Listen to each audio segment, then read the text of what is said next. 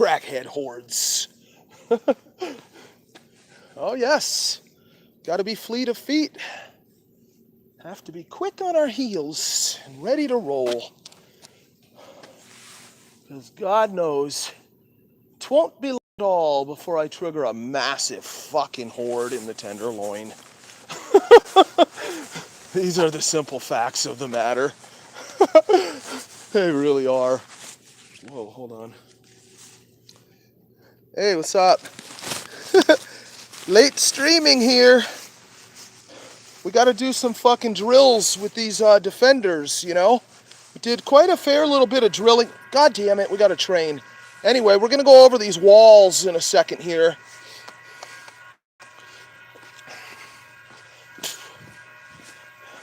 Got to be ready to escape the horde of crackheads we're inevitably going to trigger in the Tenderloin. We also could trigger a massive horde of Antifa if we come across them in the middle of the night up there at the ice building, you know? So we've done quite a bit of drills with the GoPro only, then with the Defender 1. Now we're Defender 2, Defender 3.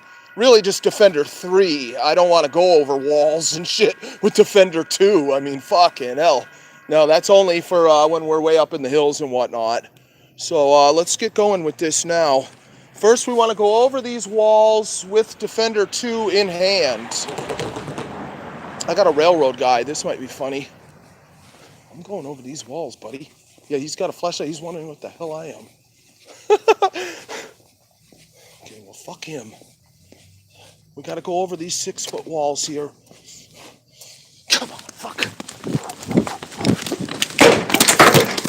Yar, hey! Fucking ass. Let's get this bitch, too. Come on, fucker. Yes. Different technique. And again. Come on, mate. Hey. Fuck you. One more. This is where we could run into shit from the illegals. Hey. There we are. Standing on top. There we go.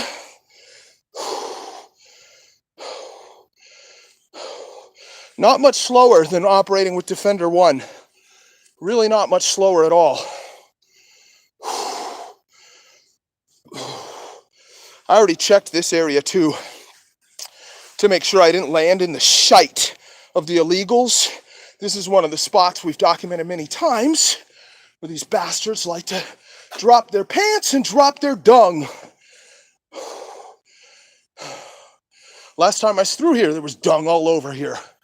So right before I started streaming, I checked this wall to make sure I could come through here and not fly into a pile of shite.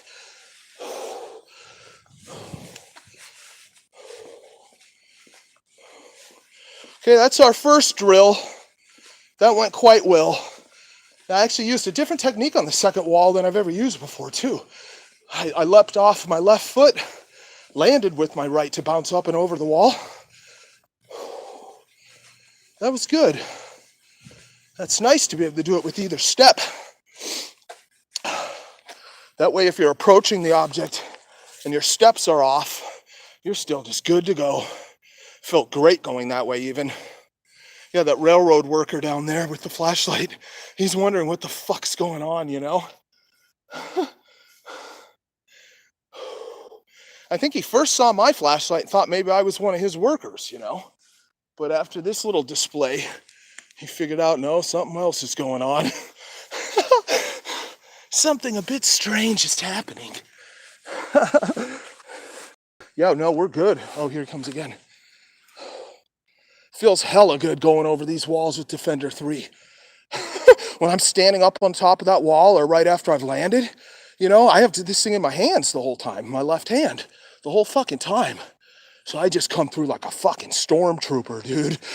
I come over a wall like that and I land ready for whatever's on the other side of that wall. It's the site of many of our small confrontations with fucking illegal campers, let's call them, and tweakers and crackheads and everything that were back there. They gave up on that spot, though. My regular patrols a while ago, we shut them down. It's too bad they weren't in there right now. That'd be hilarious, dude. come flying over the fucking wall. They're all camped over there. Hey. Oh yeah, I see our next destination. Yeah, that's gotta be the same rubbish. Let's go over there.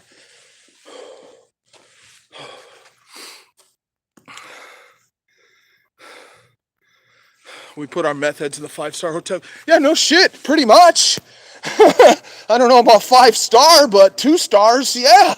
No shit, dude. Yeah. Meth heads, crackheads, illegals, getting a lot of hotel accommodations across this very country, aren't they? All right. Okay. We got a pile of trash here. This is discarded furniture.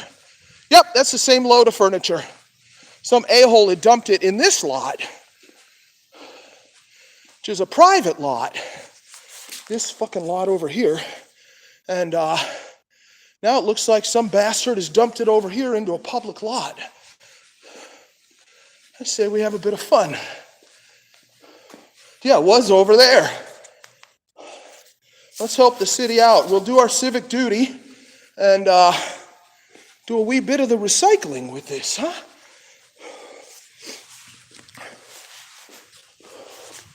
What do we got here? Yeah, let's have a little bit of fun, hey?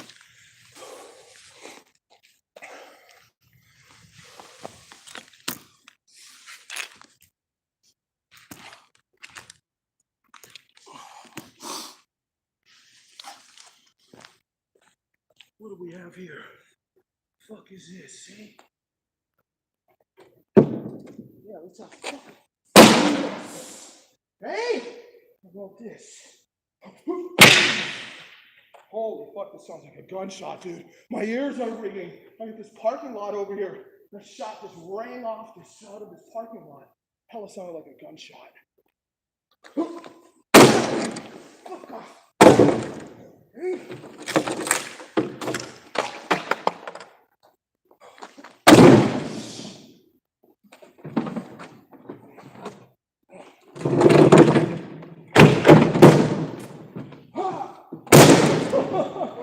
Fucking sick.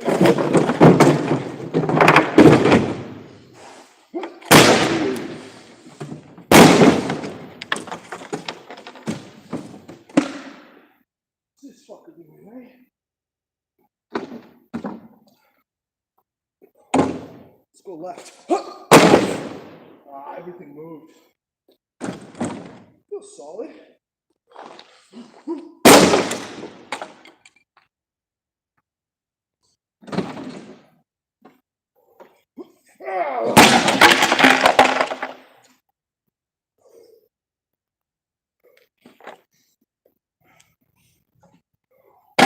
That's an odd angle, eh? How about that?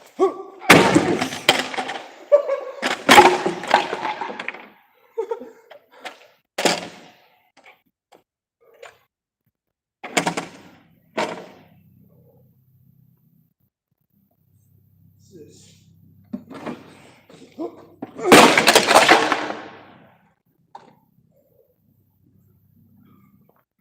Let's try a little with the defender in hand, too.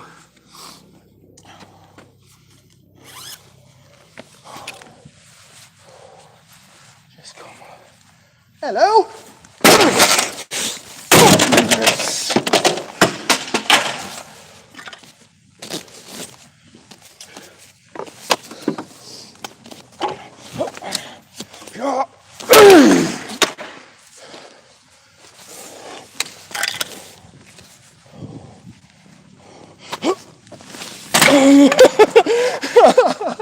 That was funny.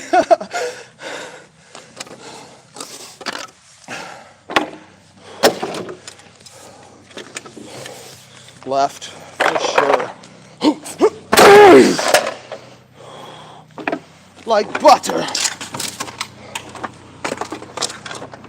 Another for the left. Let's go back left. Nice. Fucking well, good. Very well and good.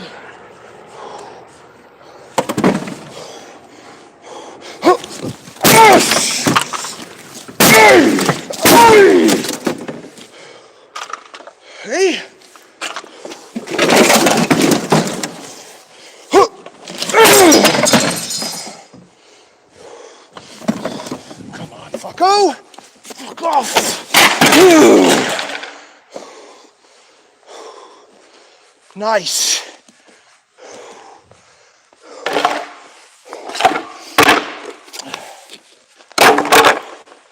All right, we're going to clean this up a little bit here.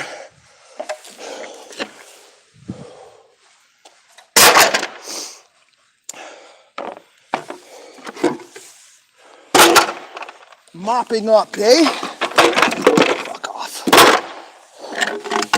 Hey, let's...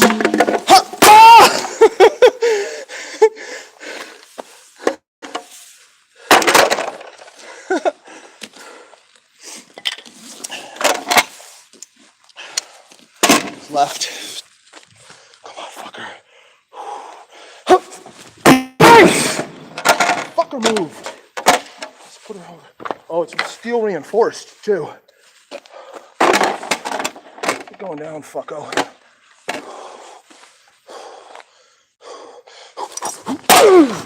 Yeah, that steel is no joke. Okay. Fucking defy me. Defy me, you fuck. No, you won't. Whoa, the steel went flying off. Fucking hell. Hilarious.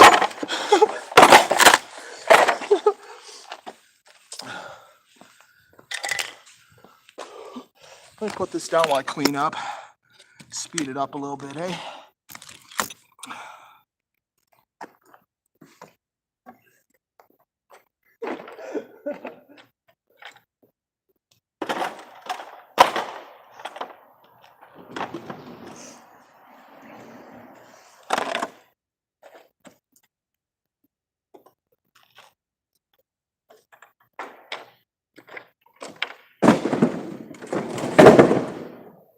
Let's just put it all back in here where it came from. I would chuck it in a dumpster. This is a city lot. There's no dumpster here. Some a-hole just dumped this trash. There's this left.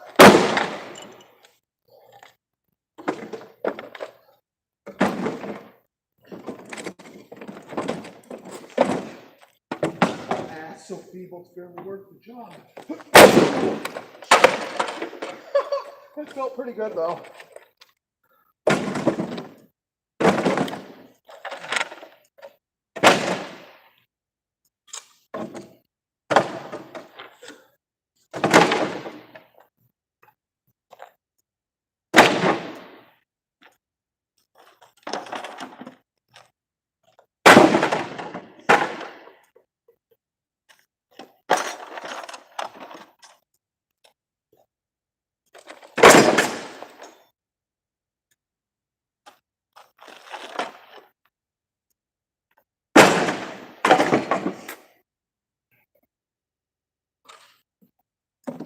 Oh, what's this? Look at this, a weird drawer. Really solid too. Well, I say you just go straight in with the heel, right? Exactly.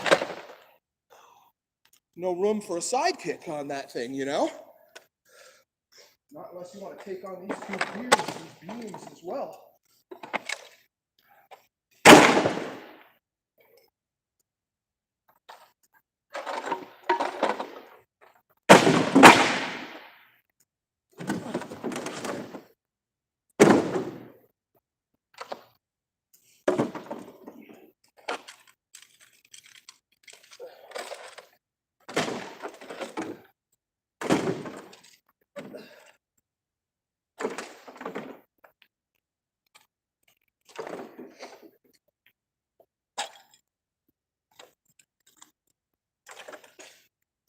All right, there we go.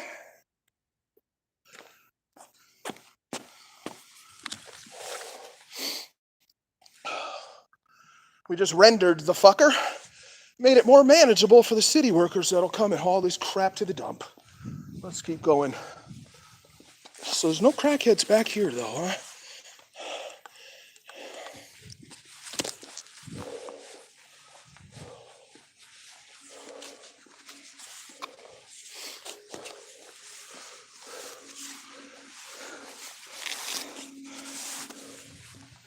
Okay, so we did 4 walls, Did a nice bit of recycling.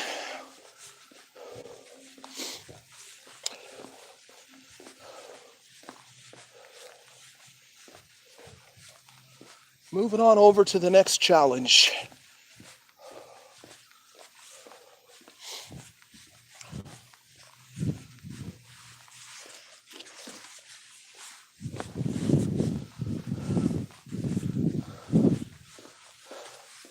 Gotta keep myself as fit as a fiddle, don't I? Fucking dodging bobcats and crackheads, you know? Fucking incredible. I did it though. I said I'd go out and find these mysterious cats all alone in the middle of the night unarmed. And sure enough, I've done it once now. Multiple coyotes, including the hellhound. Endless amount of variety of carcasses, usually good-sized deer. Now, I've actually fucking tracked down the bobcat. Of course, I'm super pissed. There's a fucking GoPro. Hey! Defender 3. Strikes. Fucking pissed at the GoPro. Fucking GoPro was on time lapse. So instead of getting video of the fucking bobcat, I got a series of shit photographs. No, the better view was in the stream. Thank God the stream wasn't distorting then. Seemed like a minute after that or whatever, stream got hella distorted. It's a sketchy signal up there in the fucking mountains. No, total confirmation of my methodology though. Proof of concept phase is complete, guys. Went right out there, and right where I predicted I would find a cat too. The first time I was in that area up by the lake. Sure enough, right by that fucking big rock. That's where he was hiding after he made his kill. Then he popped out. See what the hell I was about. He was pissed at me. Then he growled at me from in the bushes, guys. I fucking totally did it. Fucking interrupted a bobcat's meal. Trolled him so he got so pissed off that he stayed in the bushes and growled at me. He did this fucking growl like he was, as I approached his meal again. He totally was warning me, hey, motherfucker, stay the fuck off my meal. That's what he was doing. Let's get this little wall. Hey!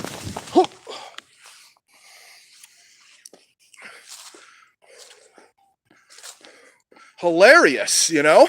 To actually go out and try to find these mysterious cats in the middle of the night, find a fucker, and have the fucker growl at me like that in a territorial display, wanting me to stay the fuck away from his meal he just caught.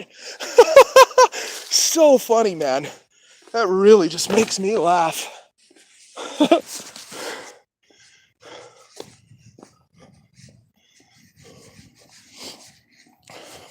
Shit, see, I'm already too hot, too. Just wearing the lightest weight jacket. Got my keys zip-locked into my pocket and have a media wallet.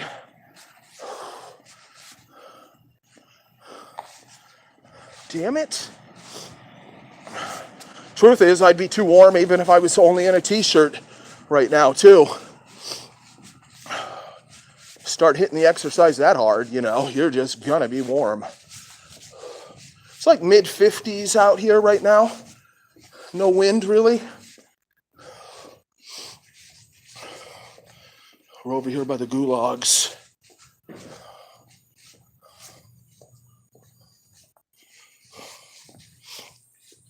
City worker.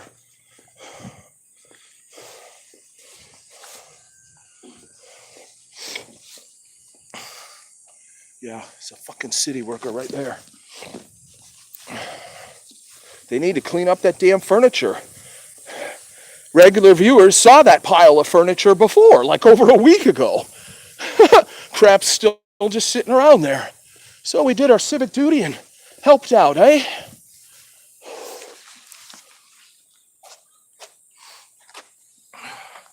All right, we're over here. Some might recognize this spot and these obstacles here.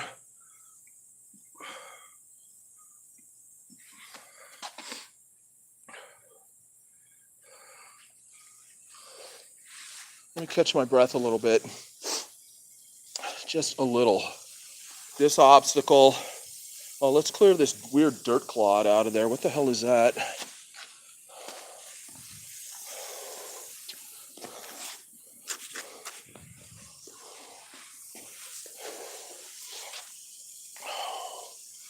Yeah, we got to hit all these obstacles. I got to start getting on these utility boxes again, this time with defenders. I believe I've only done it when I just had a GoPro mounted on my head, a few months ago before I really started on all these fucking defenders. Yeah, if I can start getting up on 5, 6 foot, 7 foot tall utility boxes, this one's like close to 6, 5.5 feet right here. Yeah, if we can start doing that without losing a step, we're really good. We're really good. These are essential skills in San Francisco. I've already used these skills at least once. Yeah, after I filmed the tranny with the long blonde hair, the white dude that was smoking meth off the foil there, right on Market Street in the Tenderloin. After that, I just started walking away, continuing to film, kind of walking backwards. I figured, there'd be a response after a minute. So as I got across the street, I jumped up on top of this wall. It was only like a little over 3 feet high or whatever. And then I just waited for the response, which came in the form of the black boyfriend, let's call it, of the transgender that came over to inquire what the fuck I was doing, And it all worked out to my advantage, and he just tucked his tail between his legs and left. He actually came up. He was very polite. He was very meek about it. I think he came to be hard, but as he got close and saw me with the defender too and whatnot, he was just like, oh, okay. He was actually very meek, almost polite about it. So I was kind of kindly too in response, firm but kindly, and he just turned around and left. No, the sad fact of the matter is we will trigger various hordes. We've done it before in this channel. Some violent, as seen in one of my very first videos. So, yeah, we want to be more than prepared. Also, the failure with the GoPro with the bobcat the other night just shows me that all the way across the board in general, I am not as in tune with my equipment as I need to be to perform properly when the big moments happen, when milliseconds count. I'm having fucking fails. Fucking GoPro. Fucking GoPro. I don't, man. I blocked it out of my mind. Just completely blocked it out of my mind, the GoPro failure for the most part, because I could really flip out. Triggered a fucking bobcat right in front of me, 40 feet, whatever. Very, very close. Fucking bastard GoPro. Okay, let's get focused. Because we got to be able to get up here with defender in hand. I know I can throw it over my back. That's fucking child's play. Maybe we'll warm up with one of those. Yeah, let's walk into one of these. You guys wouldn't believe the amount of hours I spent sitting around recently just practicing with the GoPro just while sitting. Practicing with the GoPro, practicing with Defender, practicing different hand positions and getting it on my back quickly and on and on. Fucking bastards. Gotta be ready for the hordes. Gotta be ready for the hordes. We're in this for the long run. We're not looking to get our fucking teeth knocked out early on in this venture, are we? Hey? Okay, I'm coming along. I'm filming. Hi, how you doing? Fuck off. I see my objective. I start jogging. Jog my back. Put it in.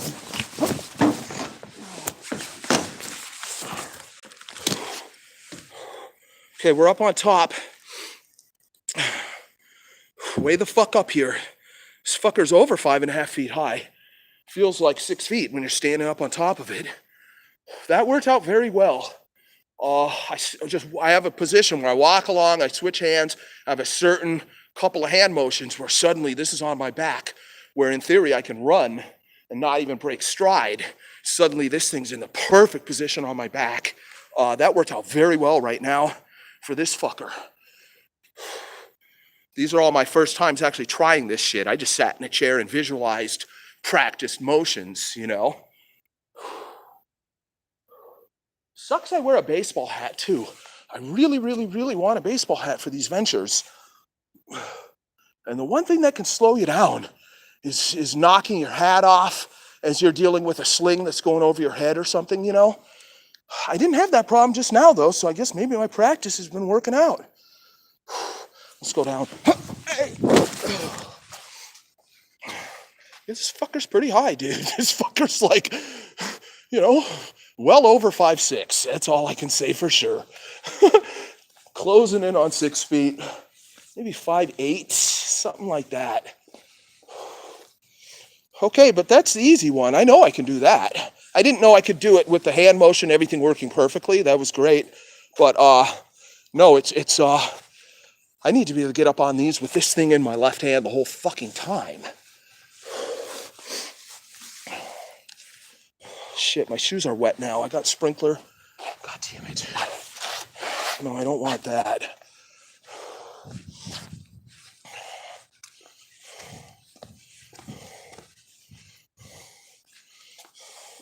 See, I just went over those walls. Those walls are as high as this or higher. They're higher. They're closer to 6 feet. But it's easier to go over something than it is to fling yourself and end up on top. With one hand, for sure it's easier. You know, you're using more of your forward momentum because you want your forward momentum to sort of carry you right all the way through over the wall, you know? A few slowings of momentum at one point as you're going over the wall, but you just keep moving forward. I need to pop up here and end up here.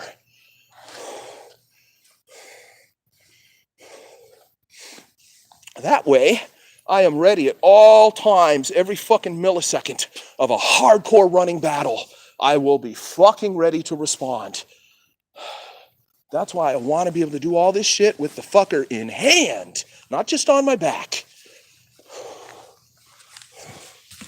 You bastard. All right. Fuck.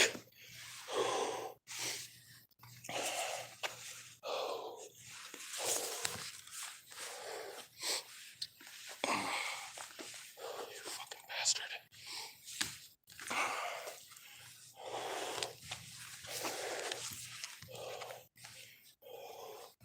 You fucking bastard.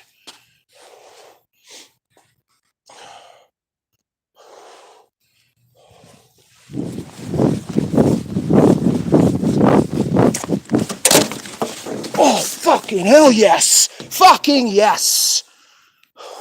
Only a tiny bit slower than with it over my back. Just the tiniest bit slower. Oh, fuck yes. Fuck yes.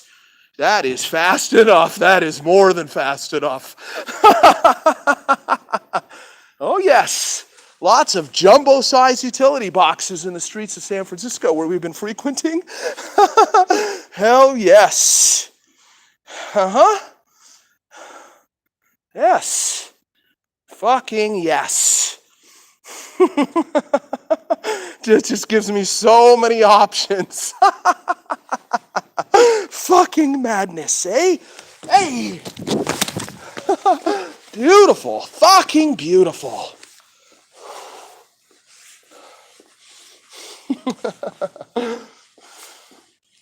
Yes. This way, you see, we can extend the fun with some of these hordes, too.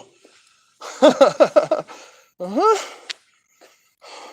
I'm all about an assortment of strategic retreats for ethical and legal purposes to avoid any unfortunate ramifications and to extend the fun. Yes. We want to retreat to large objects, have small hordes milling about below the tower gates as they attempt to lay siege and take pathetic little swats at my shins, eh? Uh-huh. Hey, it's a hell of a camera angle.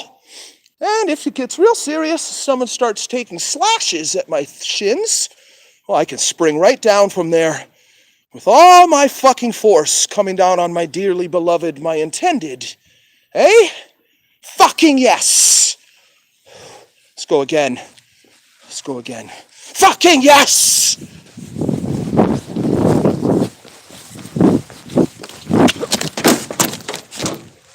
Fucking yes. I went with my left foot, jumped from right, landed on left, popped off left that time. Interesting. I'm good to go either way. These fucks don't stand a chance. Hey!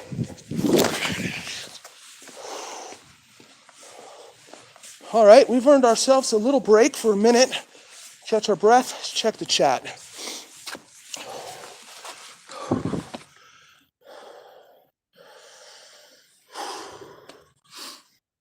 Fucking crackheads aren't taking me down, boys. No, we've already extended the limit of anything I've ever seen done. There's people streaming in the hood. Tenderloin is no fucking joke at all. And we've from the first stream, we had epic confrontations. Then it turned into me yelling "Free Derek Chauvin" in the face of a black crackhead that was pursuing me with anger, you know. And there were all kinds of other motherfuckers around too. They heard that. They heard it 3 times, fucking loud and proud. I did finally tell one guy it was a prank, though, so I could escape and get around the corner, you know? Like I said, there were a bunch of other fucking dudes around right there. One other black guy was protesting, and he was very, very close to me as I crossed the street, you know? Yeah, so to get around the corner right where he and his boys were, I did say it's a prank, you know? Then I scooted around the corner and ran down the fucking block and went around another corner and ran down half a block. Fucking Free Derek Chauvin in the Tenderloin at 2 a.m., eh? Cunts. I'm sorry for anybody listening who doesn't like me saying that. Fact of the matter is, the man did not get a fair trial. He had no fucking... city worker came by. He interrupted my train of thought. He had no fair trial by jury, you know? He had a totally biased jury, and he was denied change of venue. Couldn't even get the venue changed out of the St. Paul, Minneapolis, Twin Cities area. You know? Please, dude. The man did not receive his constitutionally guaranteed right to a fair trial. Fact of the matter, period. End of story. No matter you think he's guilty or he's an asshole or you hate cops or whatever the fuck. All of that notwithstanding, the man did not receive a fair trial. So we'll give him a little more free Chauvin when we get up to the hood again, eh? Okay, so we've done a couple drills on this fucker. That's good. Now we're looking at this fuck. Run, jump up on this wall. It's like 3.5 feet high wall. Run and jump over this fucking garbage can. Easy way is to land in the sidewalk. Harder way is to land out in the street, because you're dropping those extra 4 or 5 inches of the curb or whatever. Hey, let's clean the screen. It's like a little bit foggy. It's been foggy around here lately. Yeah, let me clean the lens. Hold on, let's sit down again. I was supposed to look at the chat. Good excuse to sit the hell down.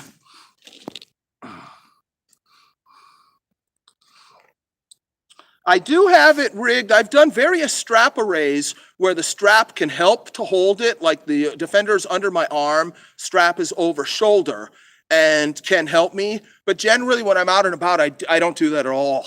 Yeah, I really don't do it at all. I just hold it in my left hand pretty much all night. It's in my left hand. And it's going very well. I'm quite used to it. Fucking 20-mile trek in the last mountain lion quest. I wasn't sore at all. Legs, feet, arms, just nothing, dude. I wanted to stream the very next day. Had other fucking difficulties interrupting me, though. Yeah, that started with the Defender 1. I had a strap of just paracord, and I had a great position to keep that under my arm. But then my jacket would touch buttons on the screen, which can't be locked, and fucking end my stream and do crazy shit like that. Yeah, that's really when I just stopped the whole underarm over shoulder type of thing. No, I'm good holding it. This one's 4.5 pounds. Defender 2 is 7 pounds with all the extra flashlights, you know? At this point, the 4.5 pounds just feels normal to me, feels light, because I got used to Defender 2 for a while. Defender 2 is hefty, dude. Because most of the weight is on one end of the implement. Only the battery pack, the power pack, is at the tail. Obviously, you need the cameras and your lights kind of all have to be up front. So no matter what you do, your unit is going to be imbalanced if you want a long implement like this. And we want a long implement. For people that don't know, the Defender is 27 inches long. Fucking hardcore ABS plastic. Strong as a motherfucker, guys.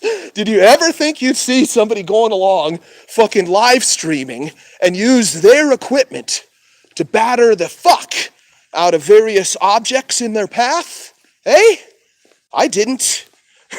Never thought of that until recently, guys. Never dreamed it would be true. See, like this sign over here. Object like this is essentially indestructible. Nothing unlawful about using it for a little bit of bongo playing, eh? Fucking bongo! Oh, yes! Fucking yes!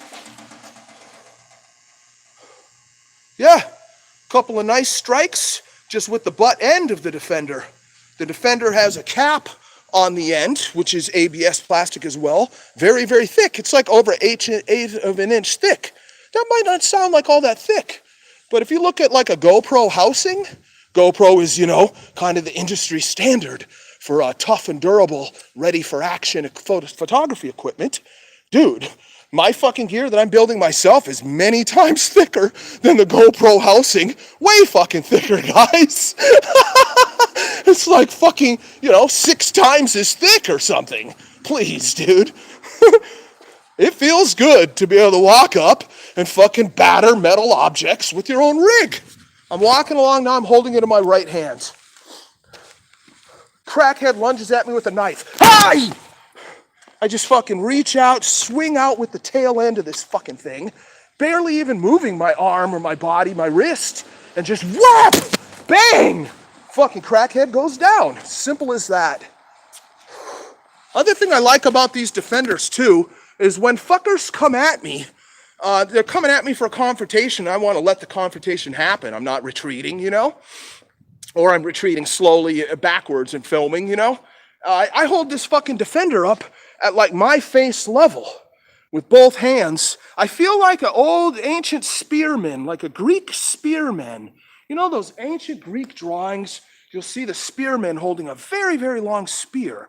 And they kind of hold it almost over their head, but like up over their right shoulder. And then the tip of the spear is pointing downwards slightly, and they're like in the perfect thrust position to just repel any attacker that comes from the front. I adopt a position just like that, which puts my shoulders, my forearms, and my hands all up by my face, protecting me from sucker punch, and puts the Defender up by my face, protecting me at a 180-degree angle from sucker punch as well, and it just puts the attacker in such a vulnerable position to come and get in my face. Somebody comes and gets in my face like that and then starts swinging, they're just fucking going down. They're just fucking going down.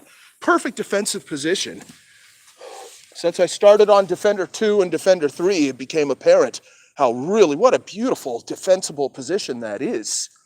You see a lot of people end up getting sucker punched, some assholes in their face in a confrontation starting, because they just fucking stand there. At the very least, you got to put your hands up, not in a way like you look like you want to fight. You want to do it in a subtle way, because, you're probably trying to avoid the fight. If you're a decent person, you're not trying to be out there starting actual violence. You at least want to, wrap one hand around your belly, and then rest the elbow of that hand, the other hand on top of that arm, and then cup your chin, like with your right hand, kind of cup your chin, like you're just standing there, looking at what's going on or whatever.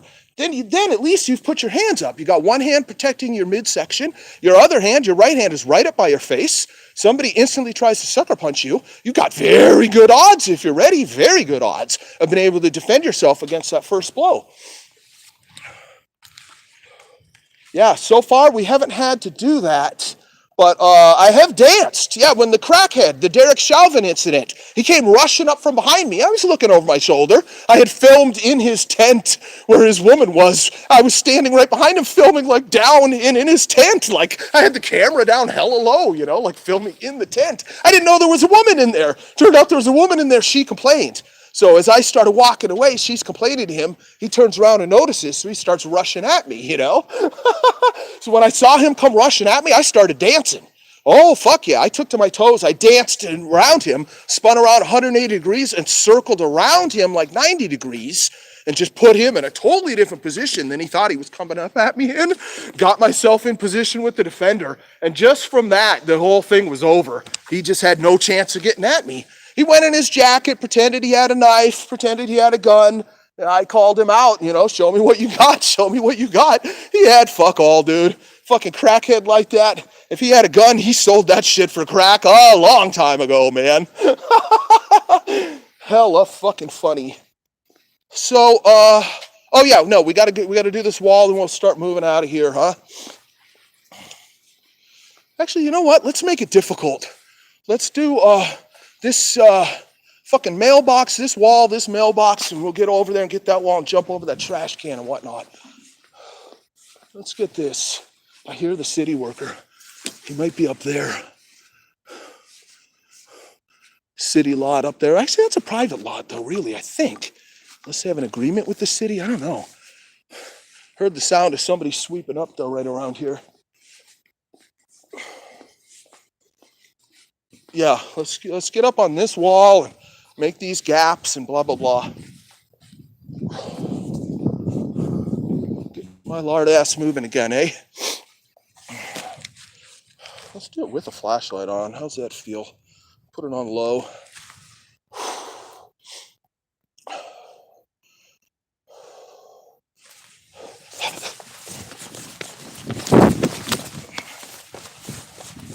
This gap.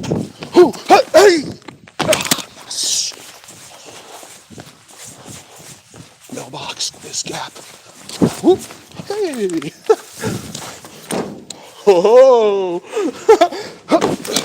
This fucker, this is it. Oh, yes! Fucking yes! Yes! I had to switch to my right hand to fling myself up on this wall. I think because of the way my footing was.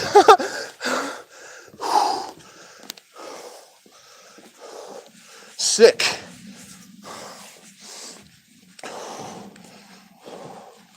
Yeah, so we've hit really everything that really counts at this corner.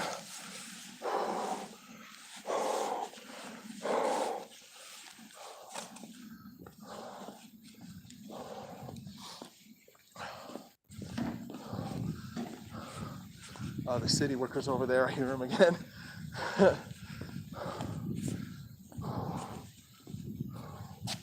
Well, we're here. We might as well go climb this tree while we're fucking here.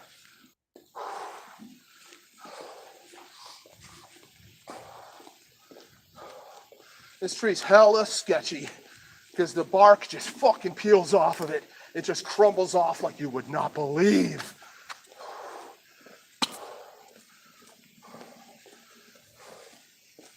And I'm not wearing a flannel, I'm wearing slippery vinyl. I fucking, nylon rather. Fucking hate wearing nylon for climbing. It's terrible. You can't cling with it. Your forearms, your chest, your stomach, shoulder, you can't cling. It slips off fucking everything. I've been thinking about that lately. Lumberjacks and their flannels. I mean, flannels grip to wood. It's almost like fucking Velcro.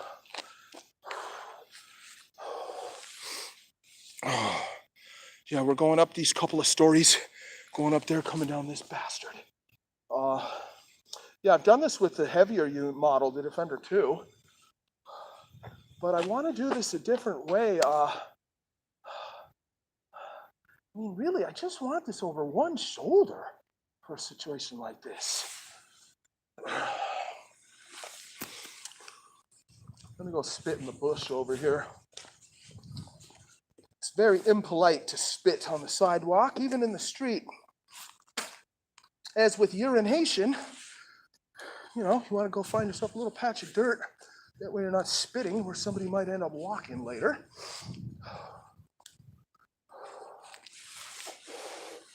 Yeah, let's try that configuration. We're gonna run up there too. Let's go. Hey! No fucking crackheads gonna fucking stop me from exercising my constitutional rights, are they? No fucking crackheads. No fucking little mob of crackheads neither. Hey? Those fucking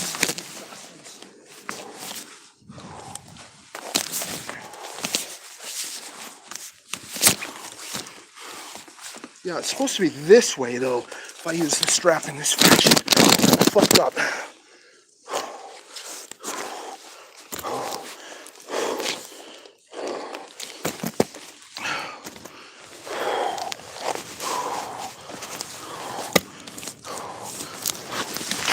Ah! Nice!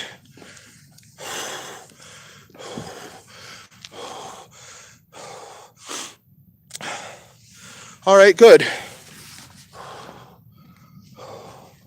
That means, yeah, let's move out of this part of town. Let's move to the next challenge. Hey, what the fuck?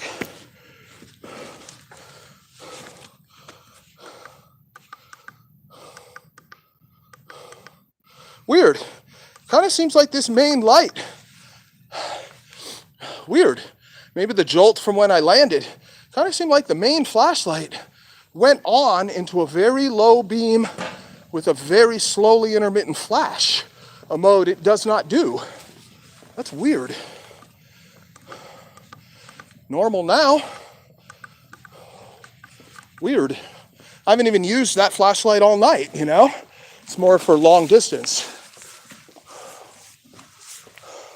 Fucking stream kept going though, you know? Fucking stream just keeps going through all this.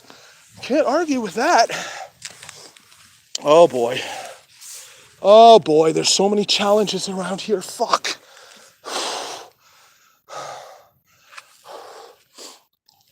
Security guard. Yeah, that car is security. Oh, let's let him go first. He just started this truck. Yeah, he's gonna go. That gives me an excuse to stand here and breathe.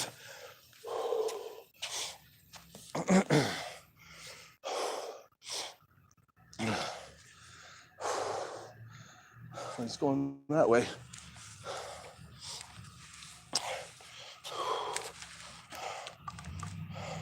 All right, we want to go jump up on that bastard there and jump over another trash can on the way down, I reckon.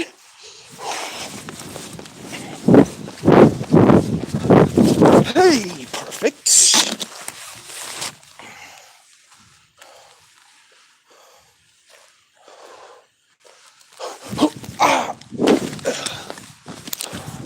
Okay, we did that. Dude, why do I keep hitting this light?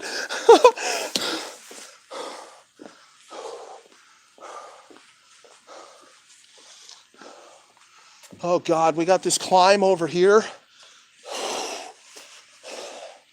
How do I do this with this object? Really just put it on your back, dude.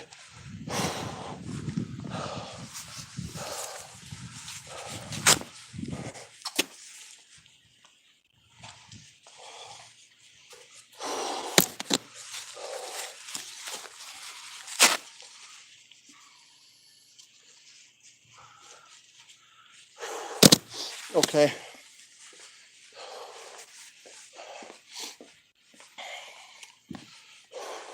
We're gonna climb up into this stairwell over there.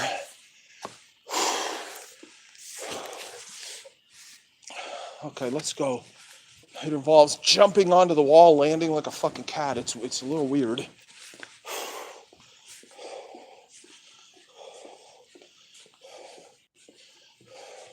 Okay, this is going on my back. Ping. Simple as that. Perfectly in position. I don't need to run.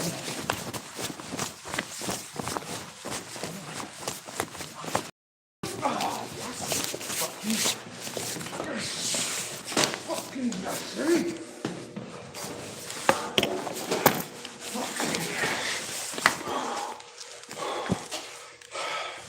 Okay, we're up here now.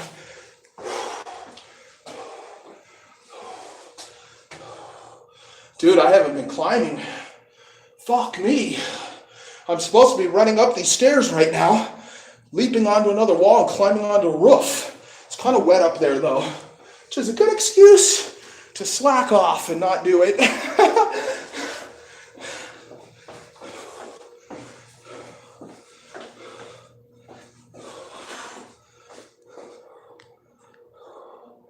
That works well though. Yeah, I can throw this over my shoulder into the perfect position, over my whole back rather, while running. So that's good.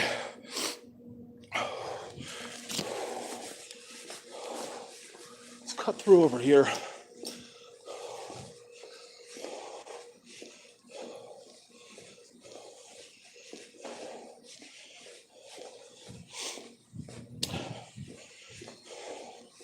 Yeah, I had to fucking hurl my whole body up and over that rail after making the little climb. And there's a part where you don't have any feet, where it's all just both hands hauling my ass and my equipment up and over, you know. Kind of took the fight out of me there a little bit.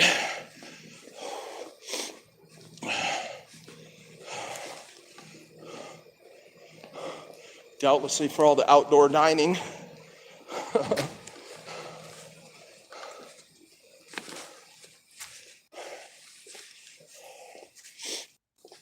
the fuck is this?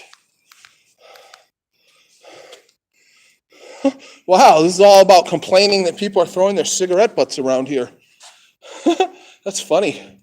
Hardly anybody even smokes cigarettes around here anyway. It's weird. Is this Chinese? Yep, that's Chinese. That's why. Some of those lads are very much still deep into their cigarettes, man. It's like a cultural thing.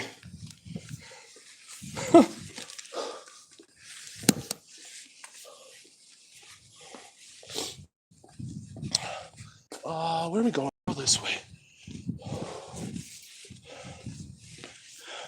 See, we've got all these too. We should be climbing all this as well. But we gotta curtail our activities on private property a bit. This is part of the billionaire's property here. You know? No, we got a lot of official eyes on this channel these days, so the Batman routine of climbing all the way up there, we're not doing that anymore these days. If we go into a full societal collapse, then all the limitations will be removed.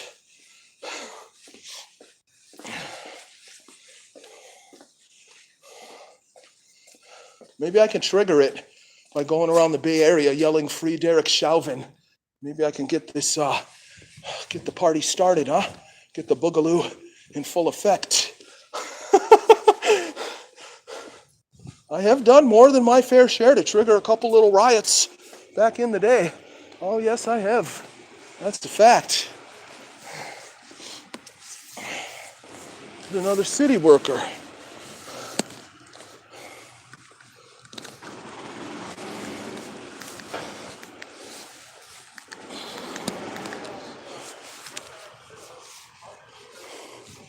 Jesus, we're over here at the fucking billionaires.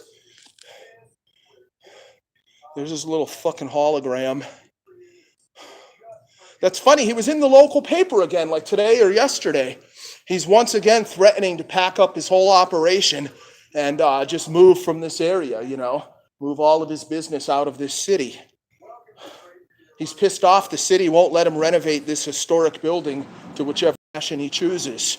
So he's threatening to withdraw all his money out of this area on bail. He probably paid for that newspaper article too, because this was already news like weeks ago.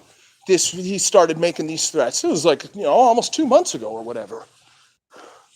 He had a little bit of press around here for it then, but all of a sudden there's a big article on the front page. Seems strange to me. Yeah.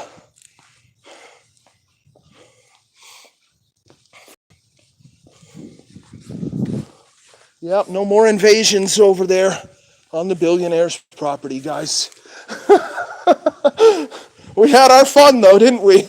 Our little pool parties and everything there, eh? All right, we're coming up on some other climbs and utility boxes. I got to get all these that have been in my head done with this longer defender unit and just have that stored in my brain and in my muscle memory. There's that one, but that one's easy. I mean, it's kind of challenging because it's thin, so it does have its appeal, but let's go over here to one of these big fuckers, dude. Some of these are over 6 feet.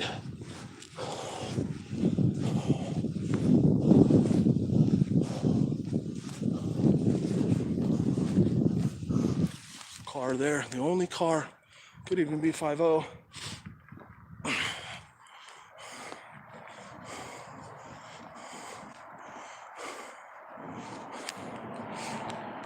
Nope, just some random SUV. Okay, what are we fucking doing over here? Fuck. These bastards are big. They're weird too. Look at all this oddity. You know, even this one has a bit of oddity to it, hey?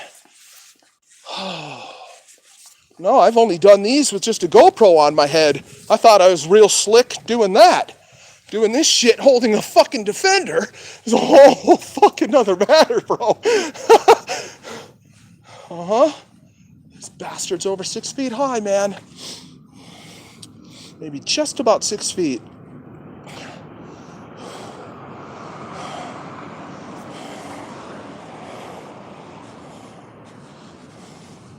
Yeah, I'm kind of thinking I'm going this way. Fucking spider webs all over the bastard, too. Jesus. Fuck. All right.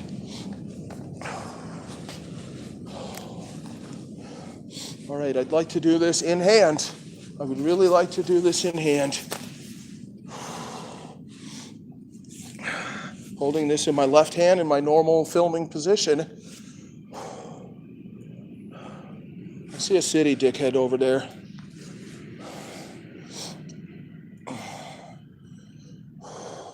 Is he gonna stop right here? He's turning around. Good. Go, go, go, go, go.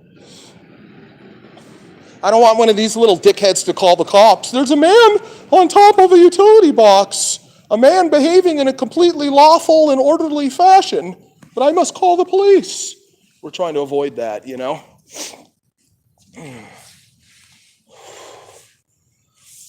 Okay, fucking let's go. Let's fucking go, eh? Here we go, here we go, here we go. Run.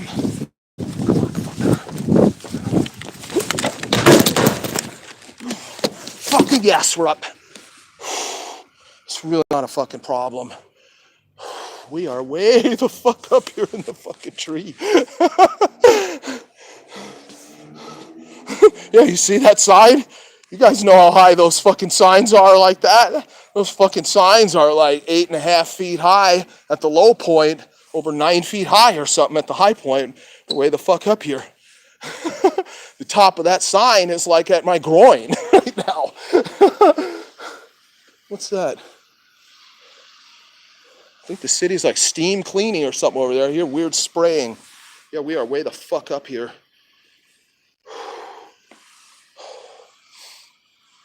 Fuck that one.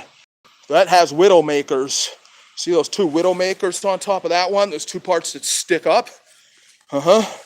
Could be a real problem if you really fucked up somehow. I think we'll skip that one for the night, hey? I've done that one before, but just with GoPro on my head. With this thing in my hand, I use kind of a lot of chest. More chest than I normally would. That's exactly what you don't want, bashing into those widowmakers right there. Yeah, we'll skip those.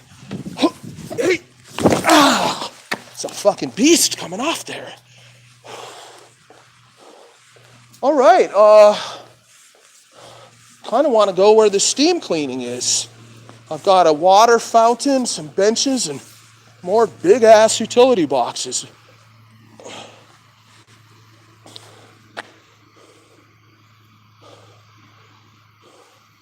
Maybe we'll do that later.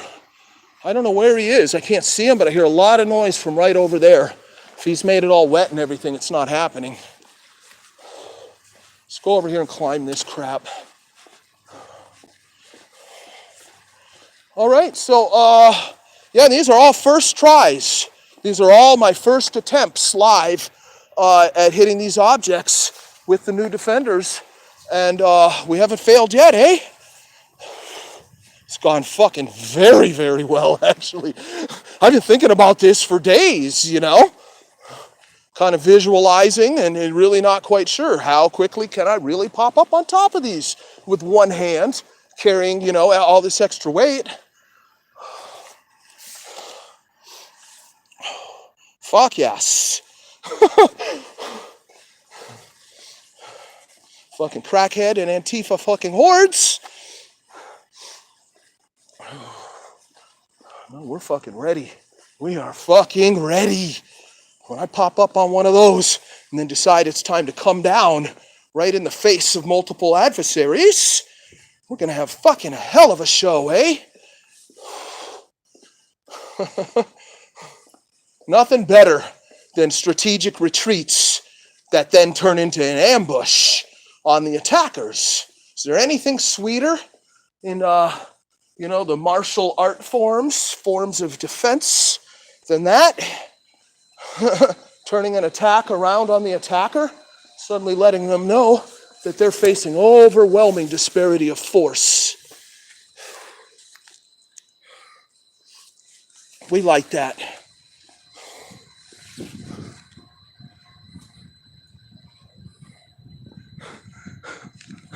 Some homeless dude or something like going through the trash right there. But we're climbing up this fucking thing right there into that parking garage. This is another one where you kind of want to run, jump off something, then jump, land with your arms, and spin yourself up there as quick as you can. We're going over the back.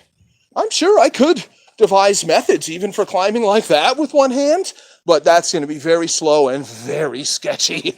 There's just not really any strategic need for that too. No, it's the objects in the street. Objects, 6.5 feet high and lower. Big ass utility boxes, large walls, backrests of benches, these sorts of things. That's where there's a lot of strategic advantages to be able to run and just pop up on top of those and just fucking plant yourself ready for whatever. Yeah, let's hit these fucks. Let's hit this fucker. We'll give this homeless guy a show, eh? Let's put on a fucking light.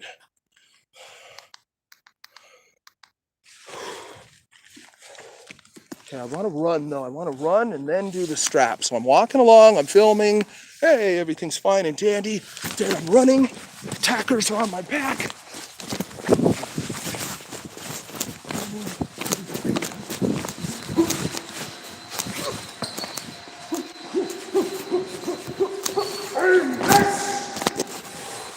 Fucking yes. Nope, that's as quick as that would ever need to be. And I really barely slow down when I'm running. I don't even break stride. I'll get a lot faster at flinging this strap over my back and everything too. It's a little bit clumsy right there. Sketchy too, because like you land on this little wall, then you jump up from there. You pop off that and jump straight up, not forward, just up. And just land on your hands, if you will. I totally felt the extra weight of the fucking defender kind of tugging at my back as I made that jump, landed with the hands and came up. Fucking hell. I think I did do this with Defender 2. I think I did, yeah, I did. I remember feeling the 7 pounds fucking pulling at my back. There's a moment where you're like, oh, this doesn't feel at all like it does when I only have a GoPro on my head. There's a moment where you feel the extra weight pulling behind you and down, and it's like, oh, that doesn't feel good. When you're literally jumping in the air. Fucking madness. We did that though. That's cool as fuck. Yeah. No, I just got to get a little more familiar with the hand motions if suddenly this appears on my back. The way this strap is set up and the way this object is so long, when this thing goes across my back, it's like locked onto my back. I have the strap set very, very short. Makes it a little harder to get up and over on my back. Still takes milliseconds to do, but it is a little slower. But once it's on your back, I mean, you could fight, you could fuck, you could fucking flee, you do whatever. You're good, dude. It's just planted there. No, I just have to build this next Defender model, which is really just a very significant modification to Defender 2, Defender 3. And that's just going to give the gear, the sensitive equipment, such a high level of protection. Every time I fling it on my back, I'm always a little worried about the connection of the power cable to the phone. But I have this set where that part is away from my body once it's over my back. It's just resting on the GoPro, which is hella strong. And I have this big strain relief built out of ABS plastic that I built too, which in the event that pressure is applied there, the strain relief should take it. Nothing should disconnect, nothing should break. It should just be cool, cool, cool, cool, cool. So far, this is exactly the case for the past couple of weeks since I've been on this Defender 3.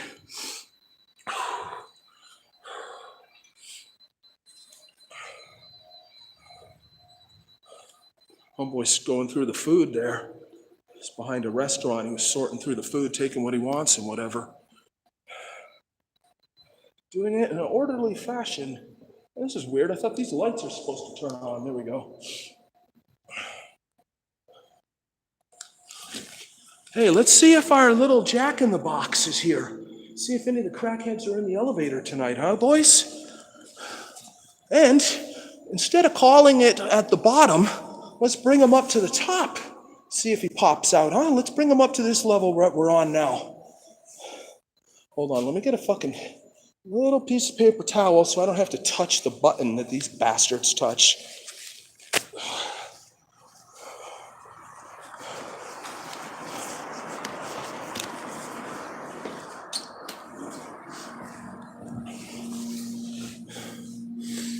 GoPro, turn on. GoPro, turn on. Ah, there's no one here.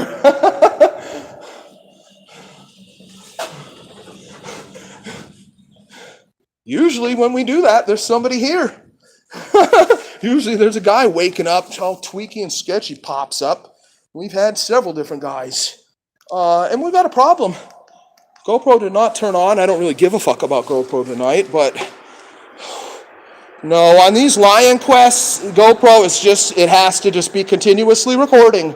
That's the only way. These encounters can happen so fucking fast. That bobcat crossed right in front of my fucking path. No excuse for the fail I had. I had it already recording, but it was on fucking time lapse. Then when I see the cat, I'm like, holy shit, GoPro start recording. Then I look and realize, yeah, see, right now it's on time lapse because I started it with the button. See this shit? Fuck you. Holy fuck, man. God, what I wouldn't do for a GoPro that doesn't have time lapse. You fucking filthy fuck. See? Time lapse, you fuck. God damn you. Let's make sure voice activation's even on. It is on. What's your fucking problem? GoPro, turn off. Fucker. GoPro, turn on. GoPro, start recording. Fucking bastard. GoPro, stop recording. Oh, okay. Let's go up this, not down. You see this rail? You can kind of see how tall it is there because of this pedestrian street sign here. We want to run over there, get up on top of that wall, go along that wall. It has these really weird angles on top of the wall, 2 facets. Go along there, come off, come over here, run and jump up this thing, climb up this. Maybe come through here. Yeah, I did come through here once and climb through up there. That's sketchy with a fucking defender though, dude. It's like, what the fuck? Let's see how we feel when we get back over here. You bastard.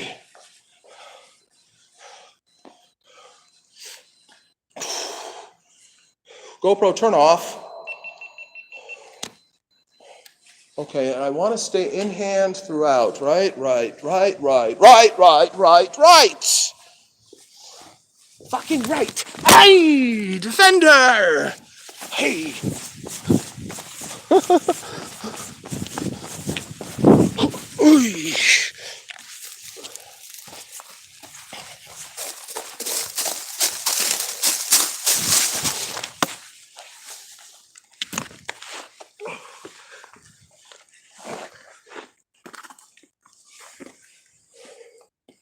God, why did I go up that way?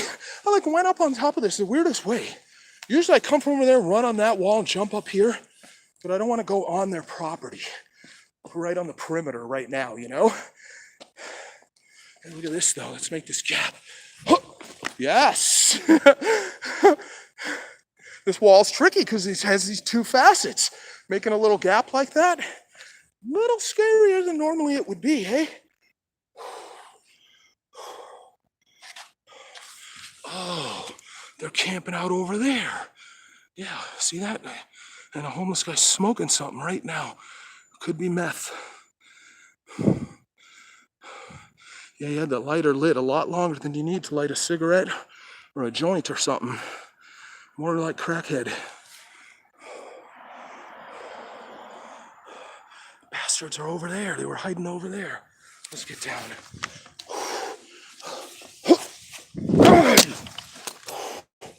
Yeah, you gotta watch stuff like that. You don't want your defender to get caught. Something weird like that. That's why I like it not around my neck. It's part of why we want it in hand. Easy to throw away if something really weird's going on.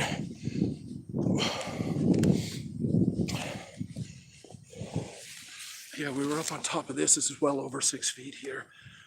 Hey.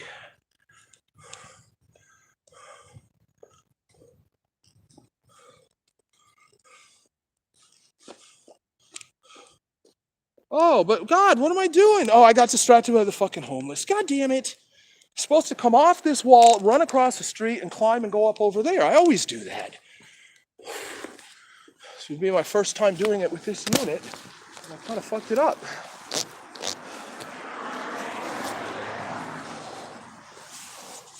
Damn it. Anyway, we gotta fling it over the back while we're running. Okay. Yeah, this one's easier, really. Running.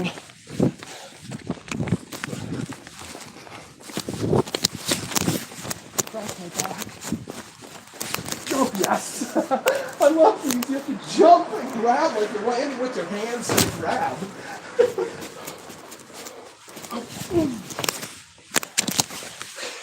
Off my back, into ready position. Hey! And I spring out on the crackheads.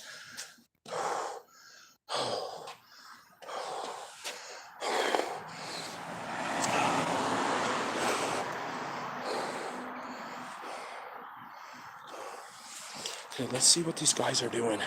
We're gonna sneak under the stairwell, get ourselves a view. I think that's the undercover cop. Maybe not, though.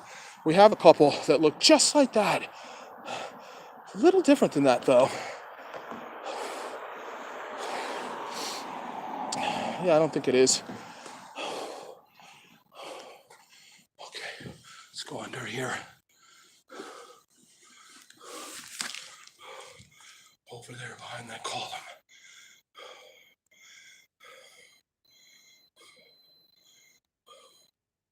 We're gonna go over there, guys.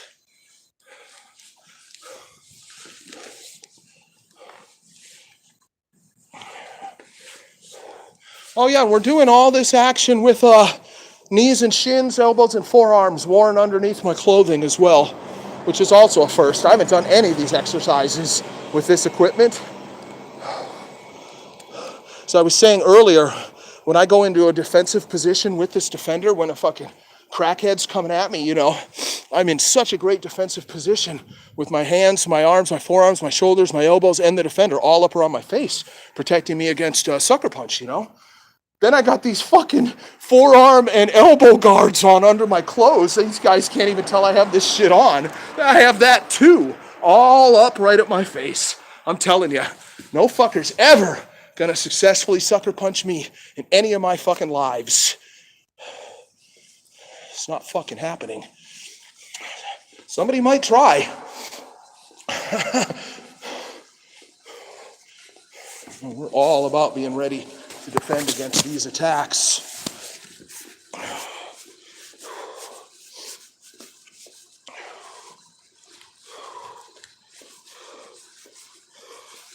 Gotta love this black Velcro too. Man. Although this should be kind of in this position.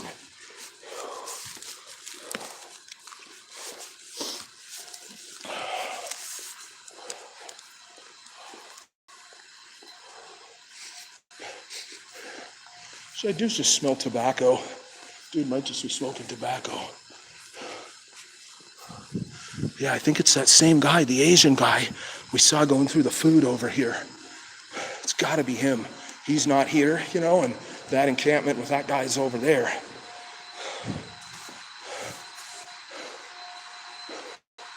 Unless he's camping out in here, maybe he's in here. Let's go in, yeah. Is he in here?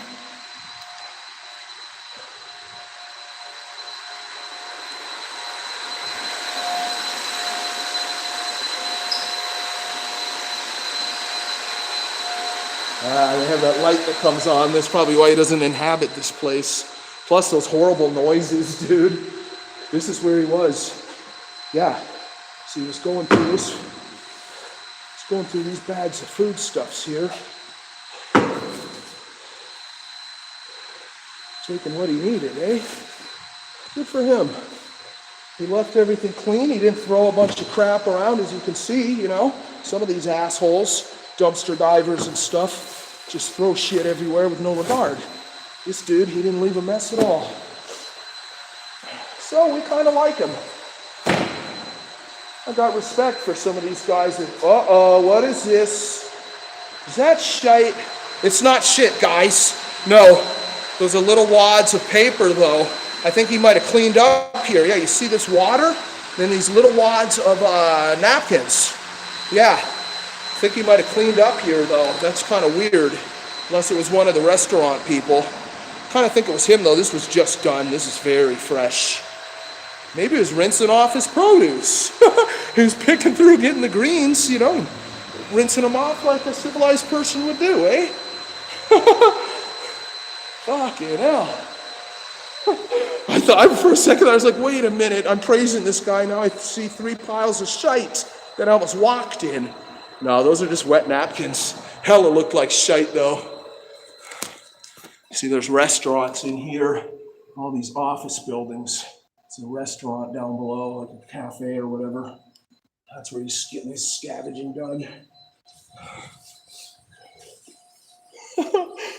Jesus, I thought I walked in shite. You gotta always watch where you walk. You really do.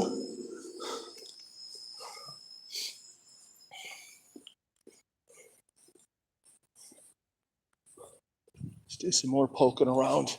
Shit, I mean, I've done the challenges. There's one more or a couple more. I mean, maybe we should head over there. Yeah, there's a couple other challenges, but I mean, I've done the challenges. Kind of almost just more of the same. And we've done them all without any hiccups, no fucking problems whatsoever, no mishaps, no missteps. Room for improvement with a couple little slight movements. But these are the type of improvements that will only add milliseconds to the time, or rather reduce milliseconds from the time. This is one of our regular climbs there. I kind of don't want to do it anymore, though, now that I got official eyes all over my channel, you know. It is private property. True, there's no trespass sign, but there is a barrier that was built, as you can see, you know, that clearly is intended to keep someone off. But when we were up there, one of the times, we actually managed to do a very good deed. Somebody had left a rooftop air conditioning type of unit, you know, expensive unit, and this panel was open, and it was raining going inside the panel. We did manage to close that up. Might have saved them thousands of dollars, who knows? Yeah, we better leave that. We've done it enough times. We know that covered ladders like that don't even fucking slow me down. Can be loud, though. The slower way is quieter. The fast way is super fast, but it's loud. But if I got a horde of Antifa chasing me or something, we don't really fucking care. I want a siege. If a fucking horde wants to come for me, I'd love to end up in a position where it's like a siege. You know, let's have a medieval battle. Me and my defender versus attackers with whatever fucking cunt weapons they've got. Little cowardly, slimy, greasy, fucking lib cunts. Fuckers want to come after me and put themselves in a position like that. Be drinking my fucking urine as I piss across their filthy fucking faces. Yes! That's what we want. We want a chance to fucking piss in the face of a group of Antifa attackers, eh? All in alive in the middle of the night in San Francisco. I had that one guy, that one leftist fucking reconist of motherfucker. He came way up on that ladder, up on one of these rooftops, that high ladder, you know. And yeah, he came up there. He knew I was up there yelling pro-Trump stuff, you know. And him and his fucking Reconquista-style girlfriend, they got real triggered. So they came around to the back of the building, just like I thought eventually somebody would. He came over to this one wall, and climbed up this ladder. He came up like halfway, and then he realized I had it chained off and locked off so that these little fuckers couldn't come and chuck me off of the rooftop. You know, if a mob of the little fuckers came, you're in a very vulnerable position when you're at the edge of a rooftop yelling several stories down. All of a sudden, you got attackers coming up at you from behind. And as we know, some of these little fuckers are ISIS sympathizers. Oh yes, some of these little fuckers are. They want nihilism and just destruction so badly, and they hate the United States government and everything good about this country, which largely excludes the government. So a lot of them, they're kind of ISIS sympathizers. As we know, some of these ISIS boys, these jihadi cunts, have been known for throwing their victims off of rooftops, just like that. That rooftop is, I don't know, 5 stories, whatever the fuck, plenty high enough. So we started chaining off that access when we're up there doing our pro-Trump hailing of the crowds. And finally, it paid off very well. But the fucker, yeah, he came halfway up, he saw the chain, realized he couldn't get to me, and then he started yelling something. So I heard him. I had been checking over my shoulder a lot. I saw the two cross the street. I knew there was like 50-50 shot. They might try to come and find the ladder or whatever. Sure enough, there's the guy, very young, athletic guy, you know, climbed his ass up there. Hold on.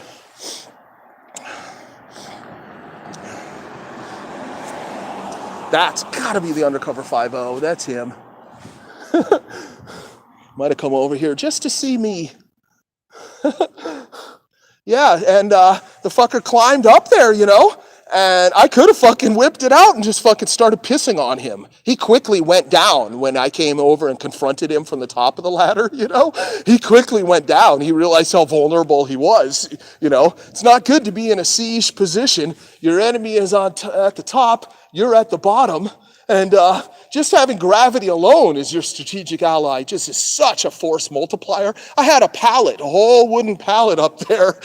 I could have sent that sailing down on him, eh? We could have sent him to a most certain doom. Imagine being 30 feet up on a ladder, getting hit in the face with a whole shipping pallet. That'd be fun, eh?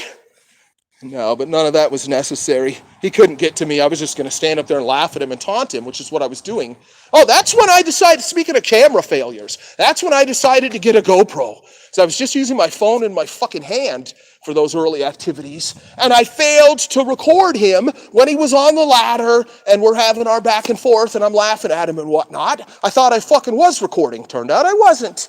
So after that, a couple days later, I went out and got a GoPro, so I'd have 2 recording devices, try to not fail for the big moments. Now here we are months later, all sorts of hardcore practice, fucking gnarly missions all night in the hills and everything, and we're still feeling the need to be more in sync with the equipment for the fucking critical moments.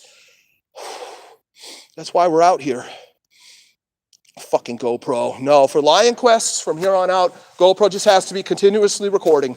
Just continuously recording. I'm just going to have to start running. There's a little door on the GoPro. You can take it off. Thereby, you can run a power cable into the GoPro and have that to a power pack. I kind of hate to do that because it's a vulnerable point. Those points of connection, you can damage your gear there. That's why I really got to hurry up and get this Defender 4 modification going on, because at that point, then there's no reason not to have that wired up. No, from every hardcore Lion Quests that are going to be hours and hours and stuff when I'm way the hell out there, yeah, it just has to be continuously recording. It's the only way. I cannot fail again.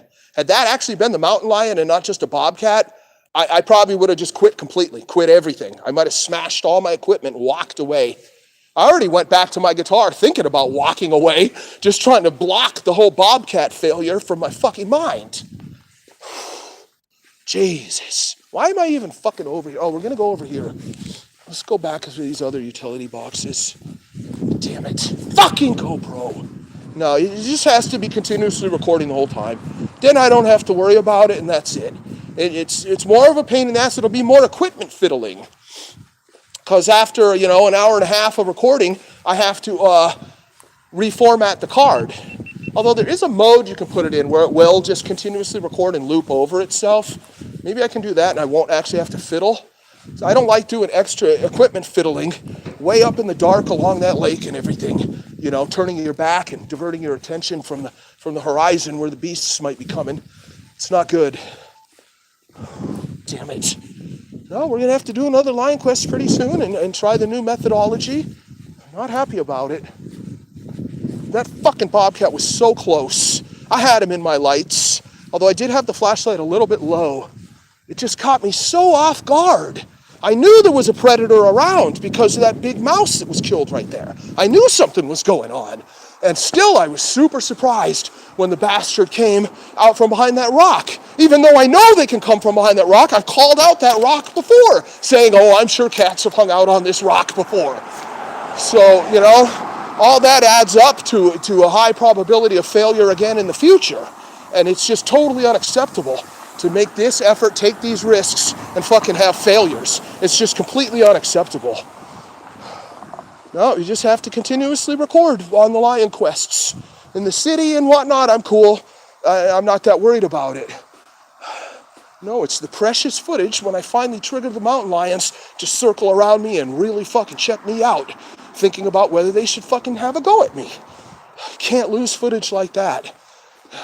With that said, I also just need a second GoPro. I just need a second GoPro on my head or on my helmet or whatever too, dude. You know? You just can't lose footage like that. You might as well just go home and slit your own fucking throat if you lose footage like that. Damn it. Fucking bobcat. He was right there! He's fucking right there! A fucking bobcat! You can go many lifetimes living around here right up in those hills and never, ever, ever see a bobcat, let alone go out alone at night saying, hey, I'm going to go find the mysterious cats and wander around and actually make it happen. And then your fucking GoPro fails, eh? How's that fucking feel? Whoa, look at this. Somebody fucking hit this fucker with their car.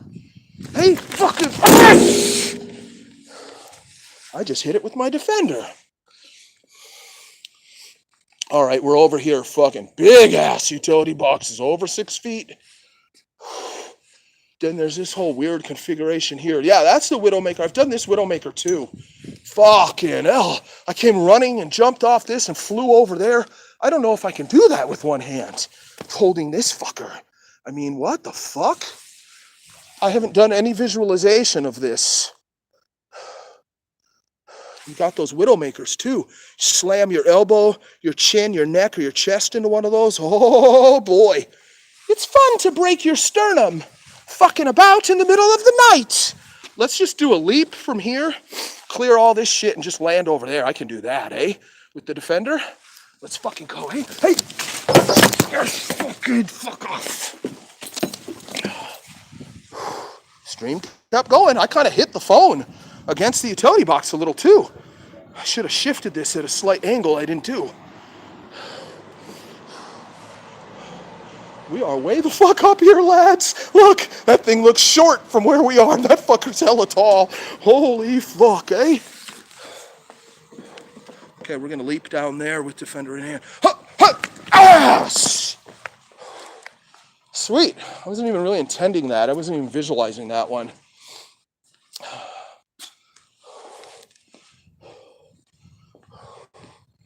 Yeah, no, we're fucking unstoppable. We're unstoppable, dude. It's gonna take a proper fucking violent little horde with weapons to fucking take me down. I'm telling you, as soon as shit starts, I start circling and dancing. And it worked very well on that fucking crackhead. He was pissed. These fuckers don't like it when I'm filming in their tents. That other crackhead, the white dude, he came up in the first San Francisco stream. He literally stripped off his shirt to flex. He literally was flexing on me. Literally took off his shirt and was flexing his muscles and shit, like trying to impress me. And I'm just standing there with the fucking Defender, just like, whatever, bro. You can do whatever the fuck you want. Don't make a move at me. You're gonna see some flexing. Shit was so funny. Never in my life have I had some fucking idiot do that. And it all started because I was filming in a tent, which now I presume was his. I'm just standing there, leaning down. Have my camera, a foot off the ground because I'm looking right in the entrance of a tent. Nobody was there, but he came walking up. He saw what I was doing.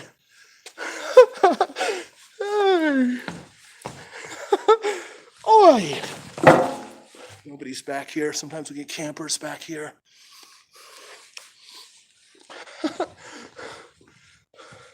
That sucks. Since all this COVID crap, I never even see this fountain on anymore. Used to be on all night. Made it kind of ambient to be over here.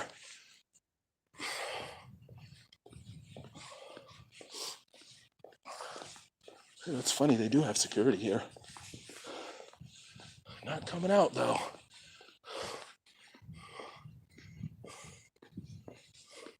So,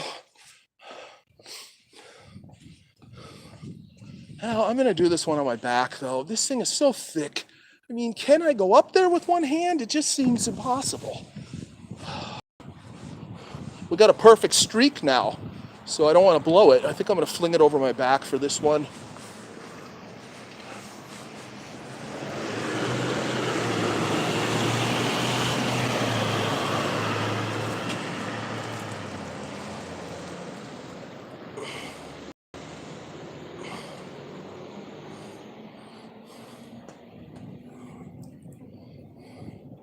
Hold on. Hold on, let me set this fucker down. Oh, I figured out exactly what the fucking Defender 2 and Defender 3 look like, and it's bad. I've been commenting that they kind of look like an old school grenade launcher, you know? Like a Vietnam era or Korea era grenade launcher. It's really a lot what it looks like. A tube with some strange appendages looking very militaristic with a strap, you know? Dude, what it really looks like is a fucking law rocket. A light anti-armor weapon rocket. Fucking looks exactly like that. I need to Photoshop. I gotta take a profile picture of the Defender 2 and or the Defender 3 and fucking put it next to a fucking law rocket. I'm telling you guys, this rig looks like a fucking law rocket. A little rocket that one guy can use, looks like, you know, like a grenade launcher, a short tube. The tube really is about like as long as this, and then it extends. Part of it pulls out, makes it a little longer, but it starts out like 27 inches long, maybe 30 inches long, very much in the range of the Defender. And fucking from the side, it looks exactly like it. And that fucking thing sends out a small rocket, literally a rocket, that can pierce armor, you know, armored personnel carriers and the like, and then explode on the interior, killing every poor bastard that's inside there. This fucking Defender, it looks exactly like a lost rocket, man. Fucking hell. So I was really pleased with the highway patrol. They did a great job, all 8 of them, you know. Yeah, they didn't trip out like it was a weapon. I told them it was an unusual camera rig, but still, a guy like me comes popping out of the bushes in the middle of the night after clearly eluding them, avoiding them, you know. It was a gnarly situation when you jump out with what looks like a fucking lost rocket. Fucking lost rocket. Okay, we're running. We're moving it to the back.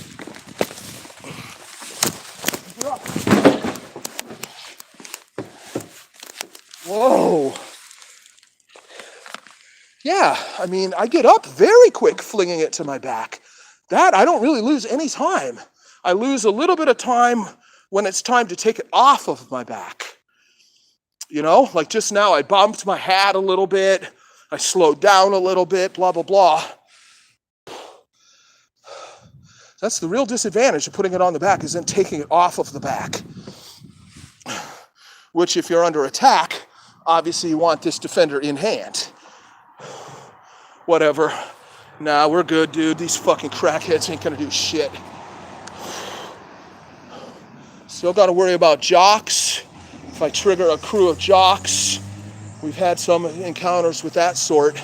That gets a little sketchier, you know. They're a lot tougher than crackheads. Some of these little fuckers these days are rolling around on mats practicing jiu-jitsu and whatnot too.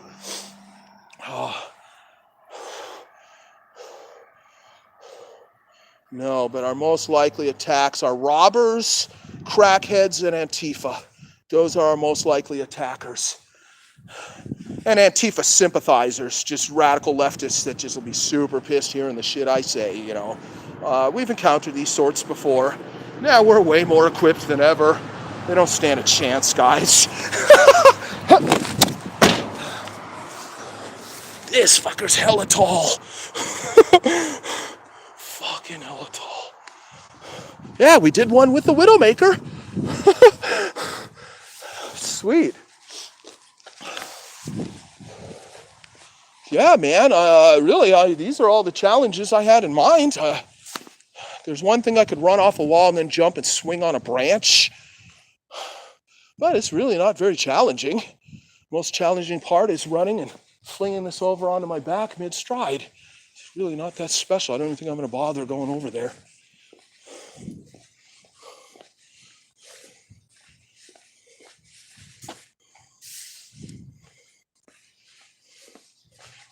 Oh, this is the guy that was killed.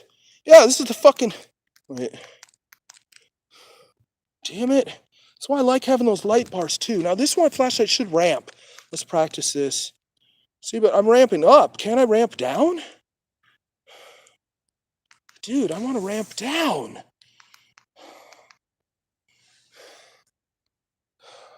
So this is white too. It's just brutal.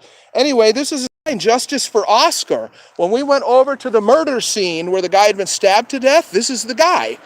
You guys, regular viewers, might recognize this photo of him with the baby. This was on up over at the murals. There were sort of two memorials over there. We were there at 3 in the morning or whatever. And still, the candles were burning all night and stuff. People in the hood over there really liked this guy or whatever. I was told, from reading the newspaper rather, that he was stabbed to death right there. There were a group of people there.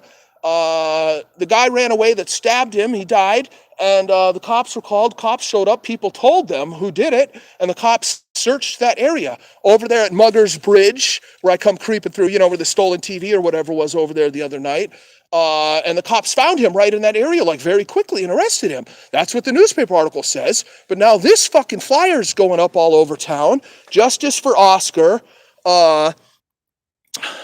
Share any, please help us, community of Shoreview, to help us find any information regarding this tragic loss. A reward offered for anyone who provides information, blah, blah, blah.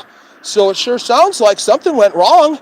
The people identified the wrong guy or something. The cops arrested the wrong guy. I mean, but why would they be putting this flyer up had the right guy been caught? These just appeared in the last few days. So I don't know what the hell's going on. Something weird's going on. I was commending the cops for doing such a great job of just, boom, finding the asshole murderer fucking right away on the scene that night right there. You guys have seen, there's sketchy little hiding spots there. Homeless people peeled back that fence and went underneath that bridge that goes over the freeway and blah, blah, blah. We spend a fair amount of time looking around over there. Sure enough, the cops did, and I was told they found the fucking murderer. So now I don't know what the hell's going on. This is ongoing drama. Weird. Very strange. There were a group of people there, and the way the article put it is though they all kind of knew each other. They knew who the murderer was. They named him, and the cops went and found the guy right away. So I don't know what the fuck's going on now. It's really weird, man. Jeez, I hear birds chirping. Oh, it's 4:14. Holy fuck. Holy fuck. Yeah, it's going to be a short night tonight, guys. Fucking hell. I started streaming at like 2 or 2:30 or whatever the fuck it was.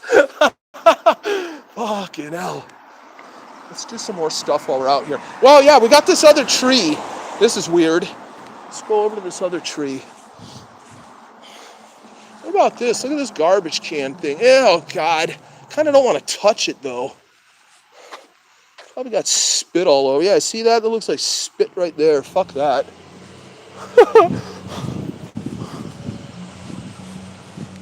Nobody's spitting on top of a 6-foot-tall utility box, People do spit and throw God knows what into garbage cans. Yeah, justice for Oscar. What the fuck? I thought the cops fucking had the asshole. Wow. So we've been creeping around over there and the murderer's still on the loose. Right there in that hood, apparently. I was all happy, like, well, at least one fucking psycho is off the streets in this neighborhood. One less fucker to worry about because he already killed somebody. Now I don't know what the hell's going on. Maybe I should call the number on there and talk to his family. Ask them what the hell's going on. They know, obviously. Jesus, okay, we got this gnarly oak tree over here. We have to, run up the tree. So you can see there's a slight angle, just enough to allow a person to kind of run up the first stage. Oh, my God, okay. All right, let's walk in, run into this Get back up. All right, I'm coming along. I'm filming, blah, blah, blah. Holy shit, here comes the fucking horde. Running.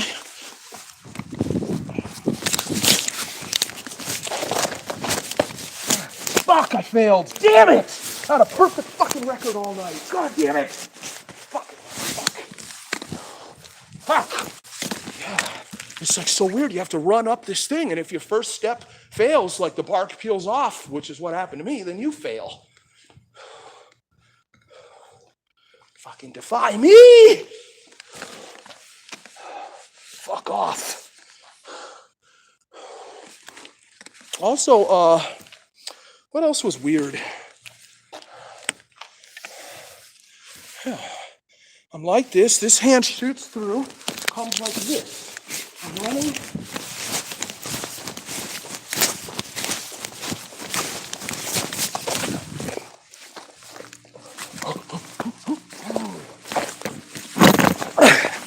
Fucking hella slow compared to how I was only with the GoPro. I don't know what my problem is, dude. This should not really be making it any harder.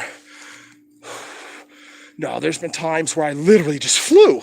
One step, and then I just flew to my hands. And I was just like up here. It feels like one motion, 1.5 motions. This felt like 2.5 motions, 3 motions. Pathetic! Haven't been climbing lately.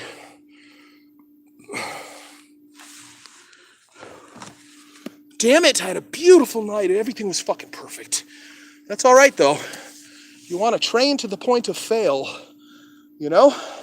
If you're not failing, you're not really training very hard. If you never get hurt, you're not really training very hard. So it's all right. We had many successes, one fail. We redeemed ourselves. Trickiest part is coming down from here. You got all these obstacles. Wouldn't want to come down on one of those, unbeknownst to you, would you? Wouldn't that be an epic ankle breaker, huh? Wouldn't that just be a beauty? Fuck that thing. I'm not even doing it again. You fuck! Bastard. Let me just look at it again, though. Let's imprint this fucker into my head a little better. Yeah, just jumping off this knot and flying yourself up there. But the first time the bark peeled away. Bastard. That's all it is. Bing, bang, bang. You bastard.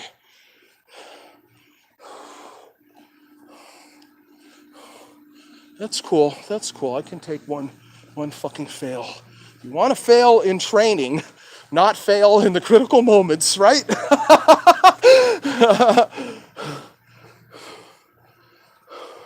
Fucking GoPro. Goddamn GoPro hands me my greatest defeats. Fuck. Hey, here's this trash receptacle here. This trash vestibule. Last time we were here, we kicked the shit out of some metal sinks and stoves and whatever the fuck this restaurant was throwing out. Hella funny, dude. Jesus, people are coming for Starbucks already. Yeah, these fuckers are coming for Starbucks. Oh, lady, fuck. Let's just do, oh, look at this. Speaking of more kitchen appliances, here's some kind of drink maker of some sort or another, some kind of grinder or something.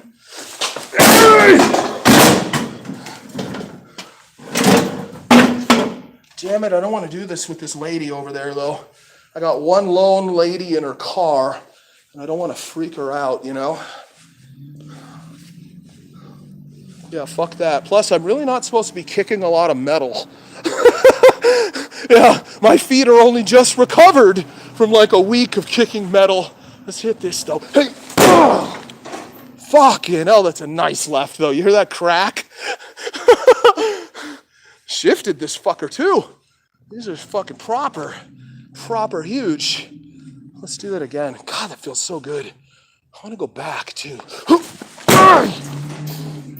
Another car.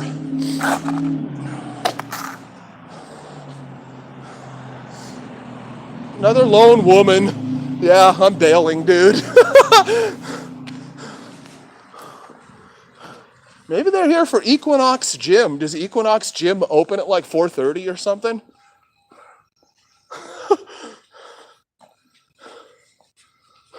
Yeah, that upscale gym, Equinox, is right over here behind me. Don't want to go about in the night scaring lone women, do we? Because we don't fight women. I don't fight women. When the lady with the fucking breasts spilling out of her fucking shirt wanted to fight me. Crazy. What a fucking lunatic that one was.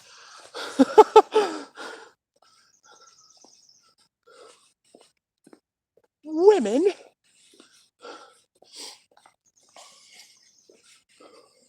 What's this? Another utility box. It's just more of the same, though. We went over one's taller than that. Missing bird. Sun Canur.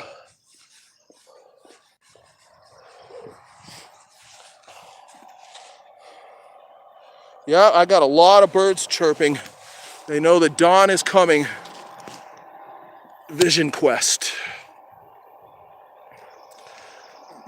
Yeah, there's nobody out but cops, couple of homeless people, but just harmless, you know.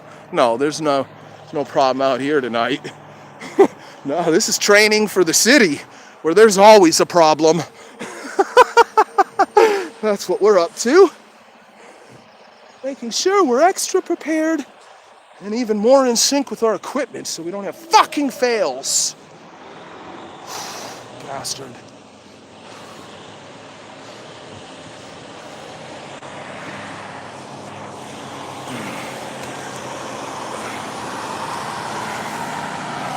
Dude, when I have this over my left shoulder, both hands sort of up front, you know, I was like controlling the flashlight, I look exactly like I'm holding a fucking lost rocket. I mean, because I'm pointing it at this truck as he comes through. And in my body language and perceiving how I must look, and the fact that, you know, I'm kind of aiming at a lorry that's coming through, you know. Dude, hell, I feel like I'm in a fucking war zone about to send off this lost rocket and disrupt a big shipment, you know, a big logistical shipment that's coming through these trucks, you know? A scene reminiscent of something that happened in fucking Mogadishu or something, you know? Fucking hell. So it was cool that when the highway patrol came, they had to go back in the bushes and get my equipment, you know? And it was cool that the GoPro was running then. The live had disrupted itself. It had interrupted itself. And GoPro was still going. It was cool that we got an uncensored, unfiltered view of how cops respond when they see the fucking defender. Of course, it was just sitting in the bushes, and I told them it was there, and I had a flashlight on it that was on, so they could go find it and see it real easily, you know. But still, it was pretty good. I mean, the one cop said, "Oh, that's a curious device," or "What a curious device."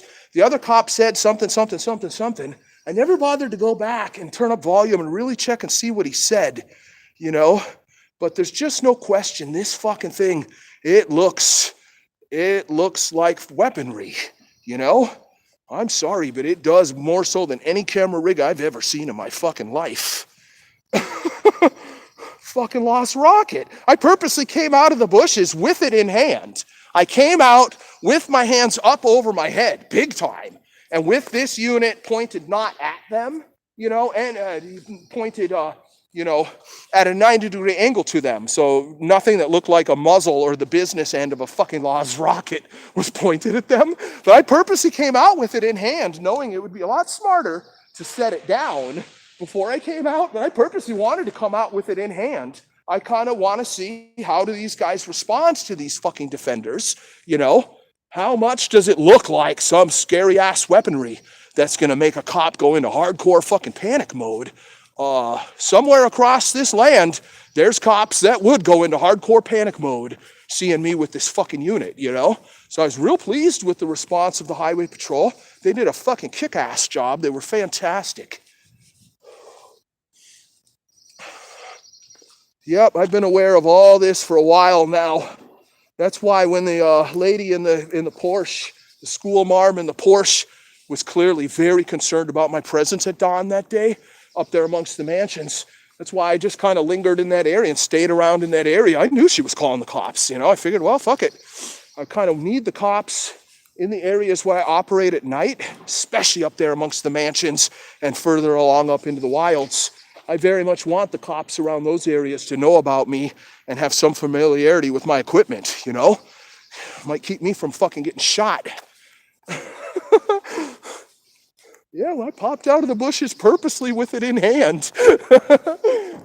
I told them I was coming out. I did it in a very sensible way, but I was determined to come on out with it still in hand.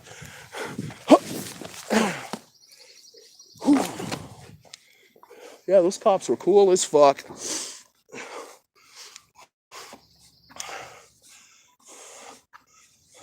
So we got no more challenges around here, eh? Hey, let's do the broken fingers challenge. How about that? Yeah. These fucking traffic barriers. Damn thing collapsed under me a little bit one night. That was back when I had a rig where a power pack was in my pocket and a cord was attached to the rig I would keep in my hands. Not good at all. Then, when you fall off something like this, and you want to throw your rig away from you, you can't. Because it's tethered, and it wants to fly right back and smack you in the face right as you're hitting the ground, causing you to fall in the stupidest way possible and break your fingers. That's what I did. Ooh, these can be slippery too. Broken finger challenge, guys. Let's go all the way to the sidewalk. Whoa, see? It's fucking hella, dude. Fucking hella just collapses under you. You have to stay right on the edges. Just collapses a little, then it pops back up, but a little is enough to fucking make you topple when you jump from your left foot, jump wrong-footed and land up there. Damn it. Talk about a fucking fail. Hey, let's go over here. Are they still mandating that 2-year-old children have to wear masks in here? They still have this fucking shit up. These assholes. 2-year-old children. Here it is. This is it. Yep, still. Face coverings for children above the age of 2 are required by the health department. So if your child is 2 years old plus 1 day, he must wear the mask. Fucking bastards. Look at all this garbage. Look at the masks are still required. Oh. Ridiculous. So these same sizes, this shit will be up here for years, man. Watch. Where I live, San Francisco Peninsula, this fucking scam, this is going to go on for years. Assholes. What's all this crap? Face shields are permitted for those with certain medical conditions. Children 2 or under should not wear face coverings. Well, at least they clarify that over here. I can't believe there's language telling you don't have to wear a face covering. I mean, that's shocking to see, I don't think I've seen that ever all throughout the past year of insanity we've gone through. Bastards. You guys might notice, too, long-term listeners of the show or viewers of the show might remember there were a lot more signs around here. Mysteriously, night after night, they just kind of kept disappearing. To the point where outside that are accessible, there's almost nothing here anymore. They had their big fucking halt sign right here, big signs that said stop and all this. Well, mysteriously, that crap's all gone. Don't know how that could have happened. Something else over here I don't quite understand either, eh? How is it that they were broadcasting disgusting propaganda related to the scam out of this speaker? And now it just seems to be a little bit disconnected to the point where it hasn't been operating, spewing out propaganda for months. For fucking months! Don't know how that could have happened. How could that be, eh? Cunts. Oh, here's justice for Oscar again.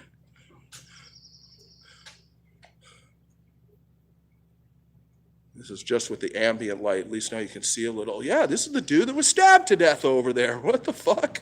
I thought they had the killer. What the hell's going on? I was so happy the cops caught the asshole right away the same night. Just boom, right away, He ran and hid somewhere, maybe in one of the hiding spots that we've explored on this channel, and they just found his ass over there right away.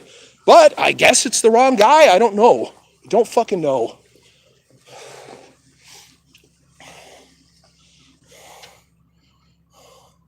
There's a dude over here. He's been inhabiting this bench.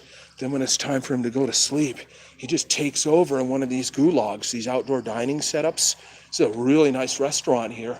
And he's got himself a great place to camp. I like this guy. This is that guy with the guitar. He never litters or leaves piss or shite anywhere. So I kind of like this guy. He's cool just doing his thing, you know?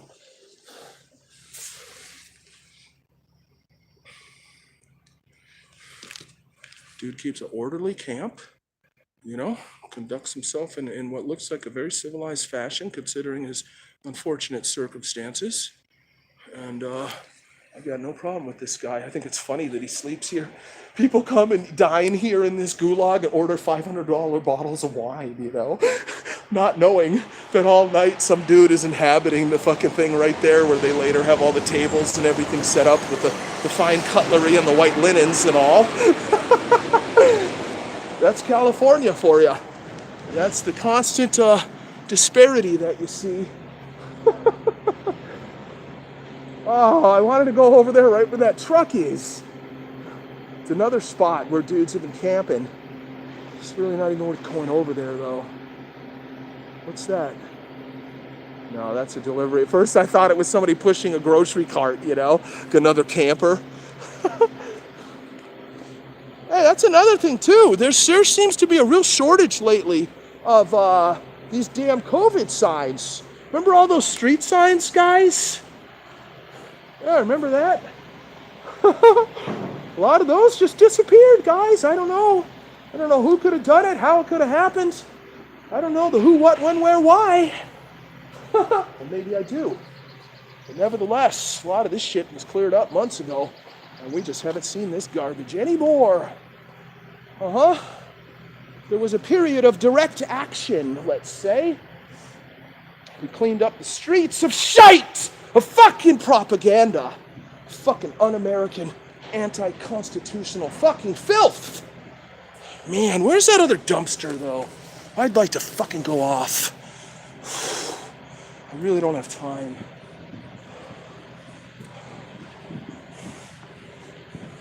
Damn it.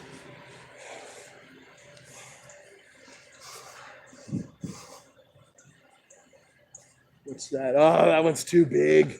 Damn it. We gotta kick over one of these fucking dumpsters one of these nights. That's the dumpster challenge. There was one that was up against a fence. Not a very big dumpster, but a proper steel dumpster, you know? And I was kicking that fucker so hard, it was flying up against the fence. And I was like, holy shit. If this fence wasn't here, I'd be kicking a dumpster over. Something I never thought of doing, you know? Well, at some point, we need to do that. Let's go up on this wall. Oh, gosh.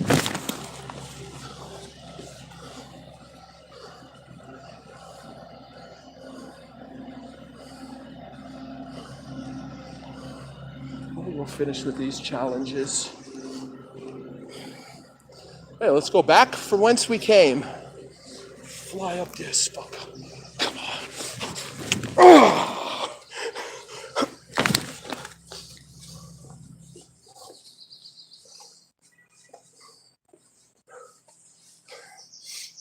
More of the modern art that we just love so much on this channel. The San Francisco Soviet art. We love it. I'm really surprised they let this one stand. It's very easy for me to reconfigure this in my mind. It looks a little bit like a Swazi. Eh? Yes, it does. Oh, yes, it does. How much do you want to bet I could start putting flyers up protesting that this all looks like a swastika? You know? And maybe I could raise such a ruckus that all the leftists would join in. It does look like a swastika. This is a statue that must be torn down. You know? Sort of a Rorschach test for fucking libtards, eh?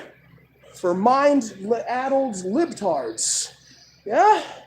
Person could do that as a social experiment.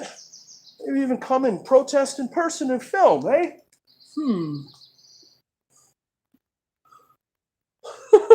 The Rorschach test, you know? Those ink blots that you stare at, and you got to tell the psychologist what the first thing comes to mind that you think of when you look at the blots of ink, you know?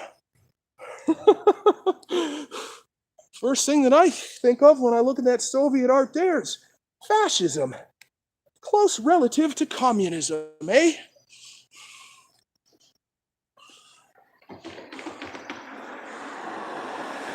I'm filming you, dude. Oh. Fucking Soviet art. Bastards.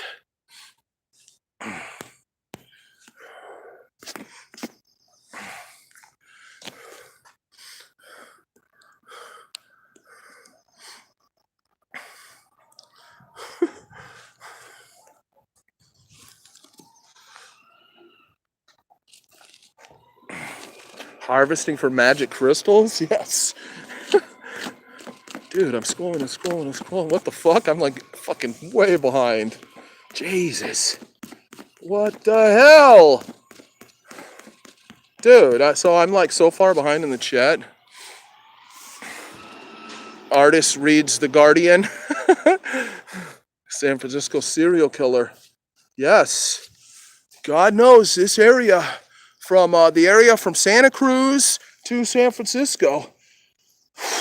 Just had an inordinate amount of cults, crazies, serial killers, mind control victims, mind control programs that failed and resulted in death, or mind control programs that were successful that resulted in death, and on and on. I mean, the history here is just incredibly rich.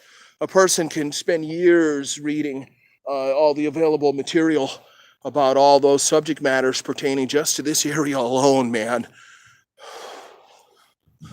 Haven't seen any more signs for any gay dudes that have gone missing, too. Those signs have been taken down. None have come up. I bet there'll be more, though. There'll be some more guys missing that I really am wondering if there is a gay serial killer that's currently operating. Really starting to wonder. Just in the time since I started this channel back late last summer, we've seen 2 or 3, including recently. There's no signs now. Huh. Yeah, I didn't see any signs. There's just this looking for the killer of Oscar. That one's not a serial killer. That seems to be a guy that the other homeboys over there know. I don't fucking know anymore what's going on. All right, we're back over here at these walls. Let's hit these again. Defender in left hand.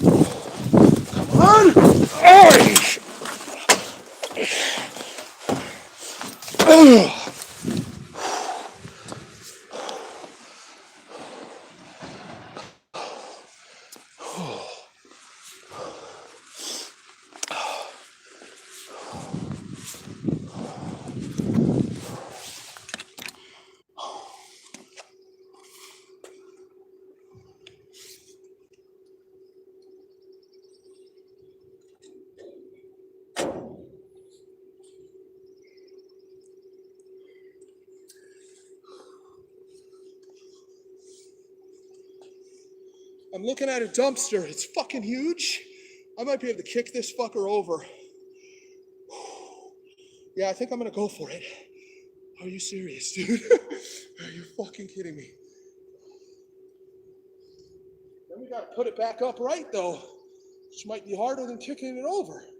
One guy, it's on wheels, you know?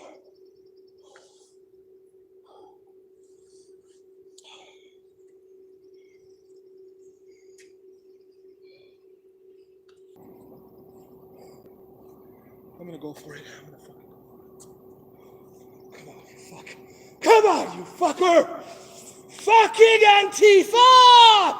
You fucking cunt! You fucking Hey! How's that? Take that, you miserable fucking cunt! Hey! What do you guys think? What's a kick like that gonna do, huh? I say a kick like that will take down several of the little fucking cunts at once. If you can get them lined up like ducks in a row. Dude, never in my life did I think I'd be going around the middle of the night kicking over fucking steel fucking dumpsters, bro. What the fuck? Oh, I didn't film it! Fuck! I had set the rig down. I was catching my breath. This one's regularly here, though. This fucker's regularly here. Okay, can we put it back? Is the question, because it's on wheels, you know? That makes a one-man operation like this very difficult, I guess. Fucking Antifa!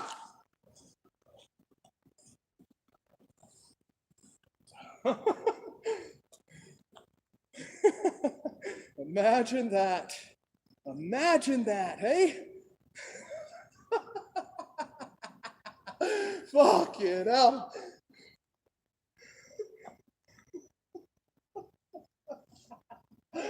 Oh, shit. Okay. Dude, we gotta get this fucker back up. Oh, my God. Whoa, shit. Okay. Come on, let's just throw it back in position, I'd say. We need a little speed, a little momentum to help us get this up and over the apex, you know? Come on, fuck. Hey! Hey!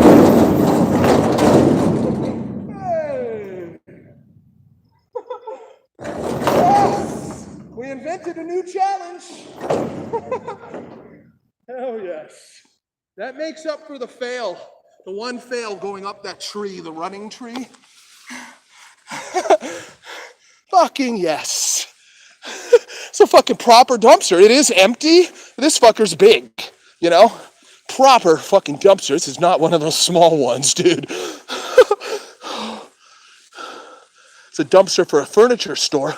They put, you know, large cardboard fills that thing up. It's big. I saw it sort of on a little bit of a hill here, a little bit of a slope, then up against the curb, you know? So I figured that increased my odds of just being able to kick high and just really follow through with the kick, sending the bastard where it belongs. Fucking yes. Good, I'm really glad I came back over here and did these walls again. I was here before. I started the night here. I didn't even think about that dumpster, you know? I was right there. Didn't even really fucking think about it. Yeah, that dumpster's regularly there, so I'm just going to add that. Anytime I patrol around here at night, definitely. Although usually it's in their parking lot. That's true. It's out here for pickup, like they already picked it up today, or maybe it was out all night from yesterday. I don't know. Yeah, usually it's in their parking lot over there. Fucking kicked it over. Those things weigh hundreds and hundreds of fucking pounds, dude. Fucker's gotta weigh 400 pounds, you know? Easily, dude. Fucking easily.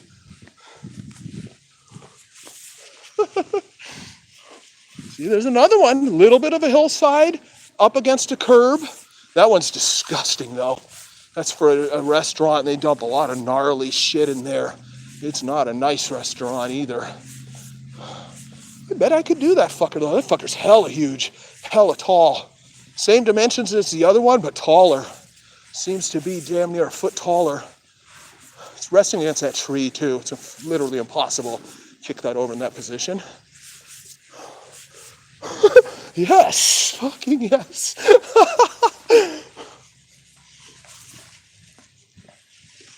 Uh-huh. Good. I've had a lot of these challenges in mind. Wanted to be really ready. I'm going to go through a period where we're going to be in San Francisco a lot every fucking night. Going crazy up there. And I constantly am running a lot of scenarios through my head. Trying to visualize exactly how I want things to play out in the critical moments. So getting out here and practicing a few of these things I've been visualizing with this new gear. Feeling really fucking good. Crackhead bastards, they don't stand a chance, dude. Little fuckers. That fucker was acting like he had a gun or a knife. Kept going in his jacket. He was trying to psych me out, scare me, you know? I knew that little fucker had fuck all. I figured maybe he has a knife. Almost definitely he does not have a fucking gun. Crackhead would have sold it already. Oh, these have recently appeared. Speech is not a crime. I like that. Pushing back possibly against hate speech laws. Any laws that restrict speech shouldn't be allowed at all. Should be, met with violent resistance when they try to enforce such laws. But at least we got somebody going around here putting up these little stickers. That's a start, hey? What's this? We had some leftist propaganda over here once in my first video. Yeah, this is when I first started talking shit about BLM last summer. Yeah, late last summer we were over here. Some BLM stuff up here. We exposed them as being self-admitted Marxist cunts. That's why it's funny as fuck. People think I'm a First Amendment auditor, like a cop watcher. Cop watching auditor. Hardly. I was talking shit about BLM for my first fucking video, my very first video. Yep. Thereby ensuring none of the First Amendment auditor crowd wants to watch me. Funny though, some people think that, that's my crowd. Not at all. I probably have like 40 people from that crowd that are my subscribers. Just the tiniest group of people. Fucking BLM. Fucking hate BLM. Most miserable assortment of fucking filthy cunts you'll ever see. Bullies, thugs, mobs, crowds of fucking cowards. Shit cunts that are real fucking brave when there's 100 of them surrounding one lone woman sitting outside a cafe, surrounding her, intimidating her, trying to make her raise the fist in solidarity with their fucking neo-Marxist shit cunt movement. Fuck BLM! Fucking cunts! Hey! Yes! Dude, I just flung myself up here. This fucker's pretty high. Oh, this is where I can touch the ceiling up here. Let's go for it. Hey! Hey! This one. Come on. In the street. Cunts. Who's this guy?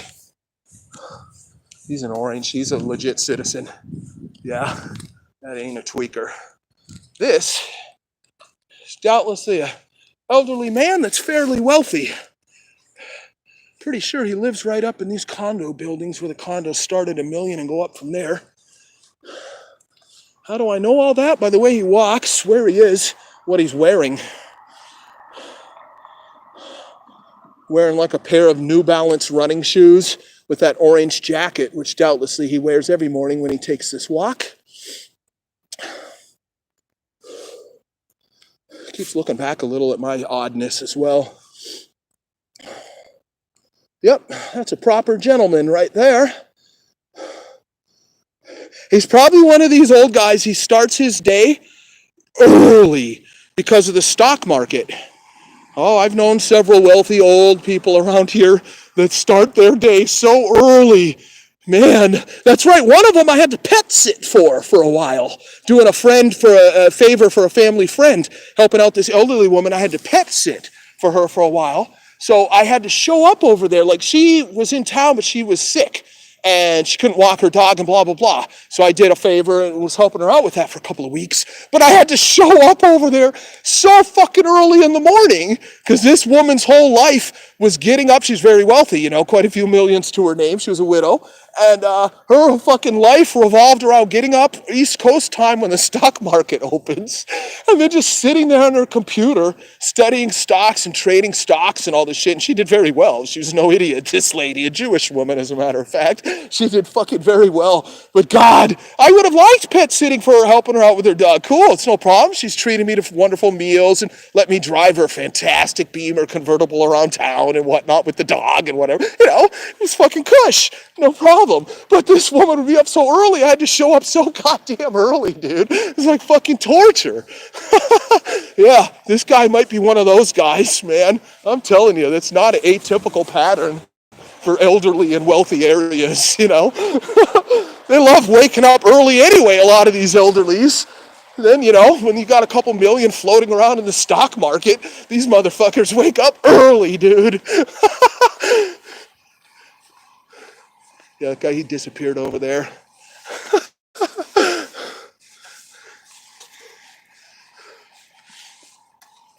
Yeah, he's got to live right here. I think I've seen him before, too. He's cool.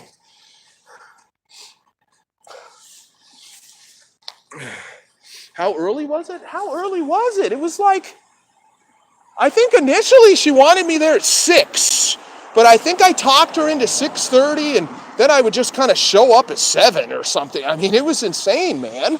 You guys know I'm a night owl, too. What the fuck? I gotta be up, you know, dressed proper, and ready to go deal with her and everything. Fucking that early in the morning, it's just like, what the fuck? So as you might imagine, there were times where I showed up over there where I hadn't even slept. I'd been up all night like this or whatever, and then just like, well, let me take a shower and don myself an Izod or whatever and fucking make a good impression and go over there. I was really trying to use her to meet some other wealthy women that were a little younger than her, you know? Yes. That plan was going quite well too, but she kind of got her jealousy bone tickled. She's blocking me, you know? Yeah. Oh, and then one of her daughters was lusting for me, but she had a certain type of face that a comedian named Larry David once was known for controversially mentioning. He's Jewish himself. Certain type of face. So she had no chance. Yeah, she was hella sweating me, one of the daughters. Jesus, I'm trying to weigh the little dog, you know, and she just insists on helping and rubbing herself all over me in the process. And it's just like, no, please no. You're not the one I'm looking for, darling. Married, too, the slag. Fucking slag was married, rubbing her bosom all over my fucking arm and back. Whoa, yeah, here you go, see? It's all fine and dandy running, jumping on the shit till the sprinklers come on. Then you're fucked.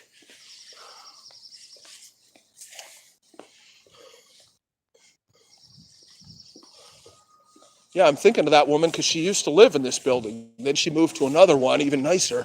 This one's badass, though. The big pool in the center. Huge fucking pool. It's like a lagoon.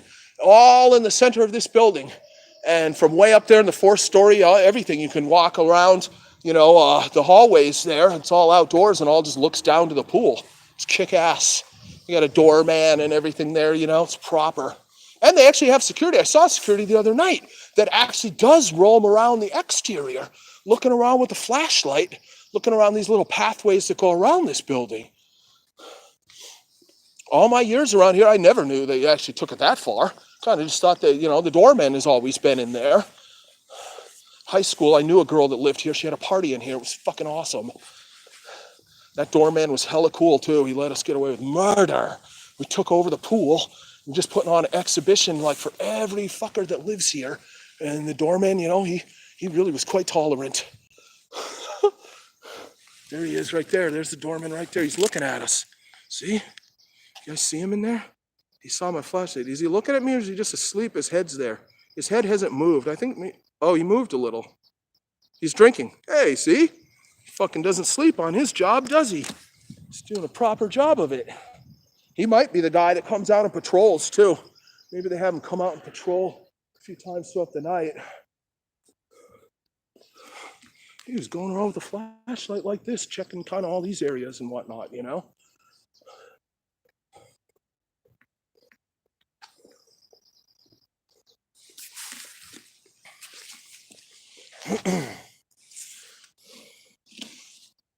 Hello, FBI. Sci-Fi Bry. There are cops in this chat. There always are. They're largely friendly, though. I'm not anti-cop. Especially after a year of seeing BLM Antifa rioting. Oh, that pushed me way back being more friendly towards cops. Straight up. Straight up. Are there some shit cunt cops that should be hung by the neck until dead in this country? There are some. But for each one of those cops, how many thousands of thugs and fucking scum and bullies and sadists and hardcore criminals and rapists and scum of that sort are there? Thousands and thousands. Many of whom were participating in the BLM Antifa displays, eh? Yes? How about that little fucker Rosenbaum that Kyle Rittenhouse shot? The ginger cunt, the bald ginger cunt, the criminal, the pedo, the convict, that fucker. You know? How many fuckers like that are belligerent and are in the streets causing trouble are there for each cop that is a truly dirty, bad cop? You know? How many? Thousands and thousands to one. So, seeing the year worth of fucking shit cunts taking over the streets, acting like the lowest form of scum you can ever imagine, pushed me way back being more friendly towards cops.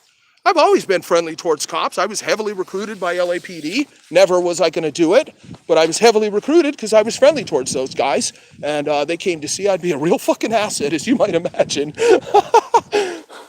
No, I don't join organizations of any sort. I was heavily recruited into Freemasonry as well. Did not join because I just don't join organizations. I recommend other people, if they have anything to do with extremist politics, definitely don't join organizations. Talking about FBI, that's how you get rolled up for some bullshit you didn't even have anything to do with. Just by being a part of a group, you can be charged with shit you had absolutely nothing to do with. All kinds of tricky charges about working in concert, conspiracy, being a member of a gang. We saw what Proud Boys have gone through the past couple of years when all the heat really got applied to them, eh?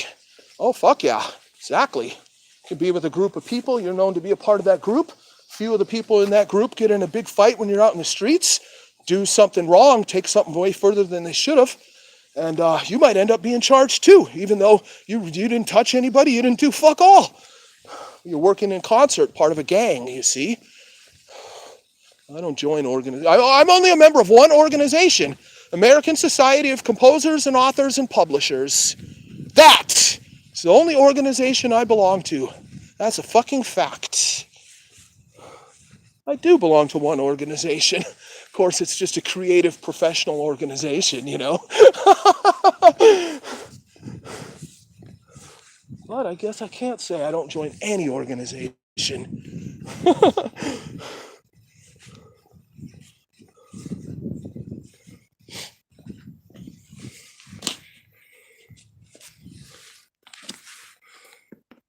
Yep, like who else is in trouble? Joe Biggs. Joe Biggs with the Proud Boys. Remember, he came, he was friends with Michael, who's that guy?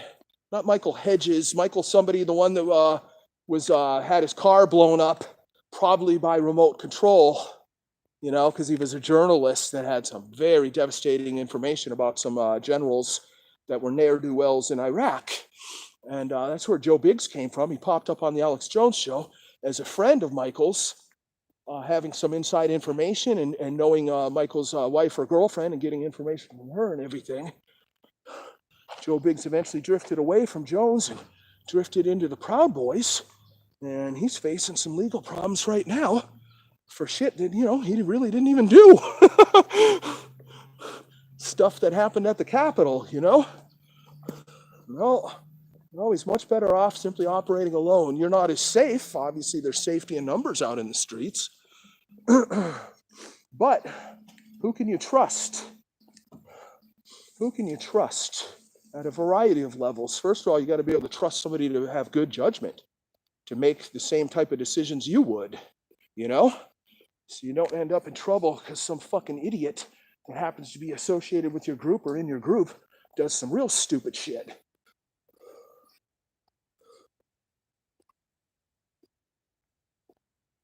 I've been telling people over the past year, you see people talking about joining Proud Boys or asking other people in chats if they know they have any connections with Proud Boys and stuff. It's like, oh, are you really sure? You really sure?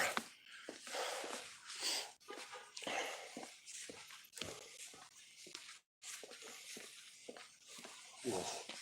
Look at that fucking tree. That's got to be a redwood. That bastard. Hey, yeah, we did have a problem with this main flashlight. I wonder if this just came loose or something. I did a battery switch. No, that was on the Defender 2 during the Lion Quest. That's weird.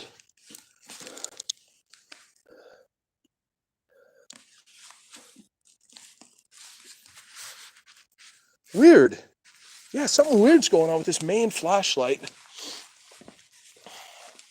It's really not my main flashlight. My main flashlight is this expensive one, this rechargeable. Got this other light, which is my main like projector. When we want to throw a light a far distance, something weird is going on. I jumped off of some wall or something, one of those 6-footers, and I had a weird malfunction with that light. Like it came on in a weird way. It wasn't even supposed to be on. No, it's definitely acting weird. Damn it.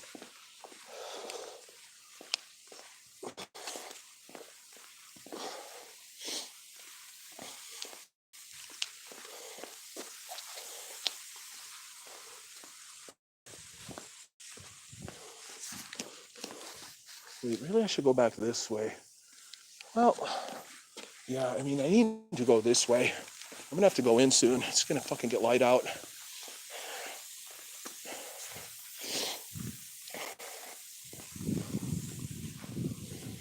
Fucking kicked over our first dumpster though. Holy shit. What the fuck? I just psyched myself up, just came running at it and really followed through with the kick, you know, to try to make sure the bastard actually toppled all the way over, you know. Fuck, you know. Yeah, we'll be doing that again.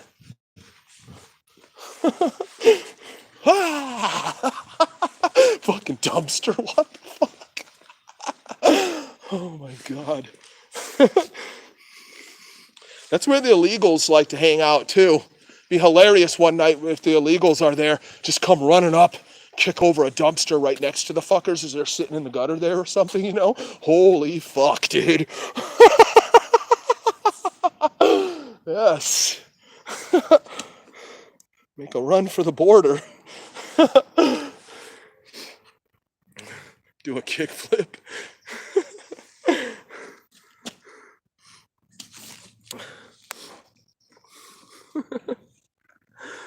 Big brother. Adolf. I should be one of Uncle Addie's boys. Is that what you're saying?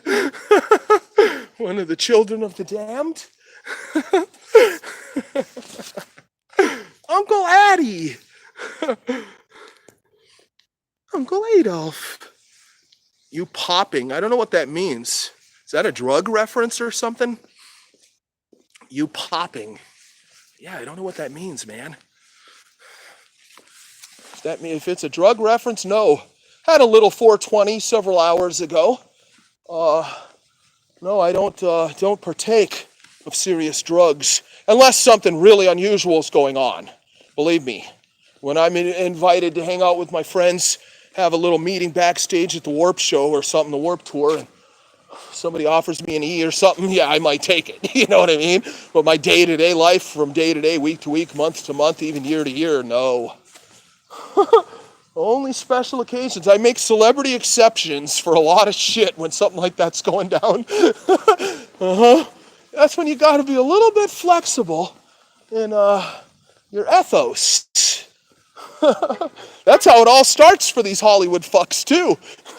Exactly. Everybody makes celebrity exceptions. That's how you can get pulled into a circle you really kind of didn't want to be pulled into.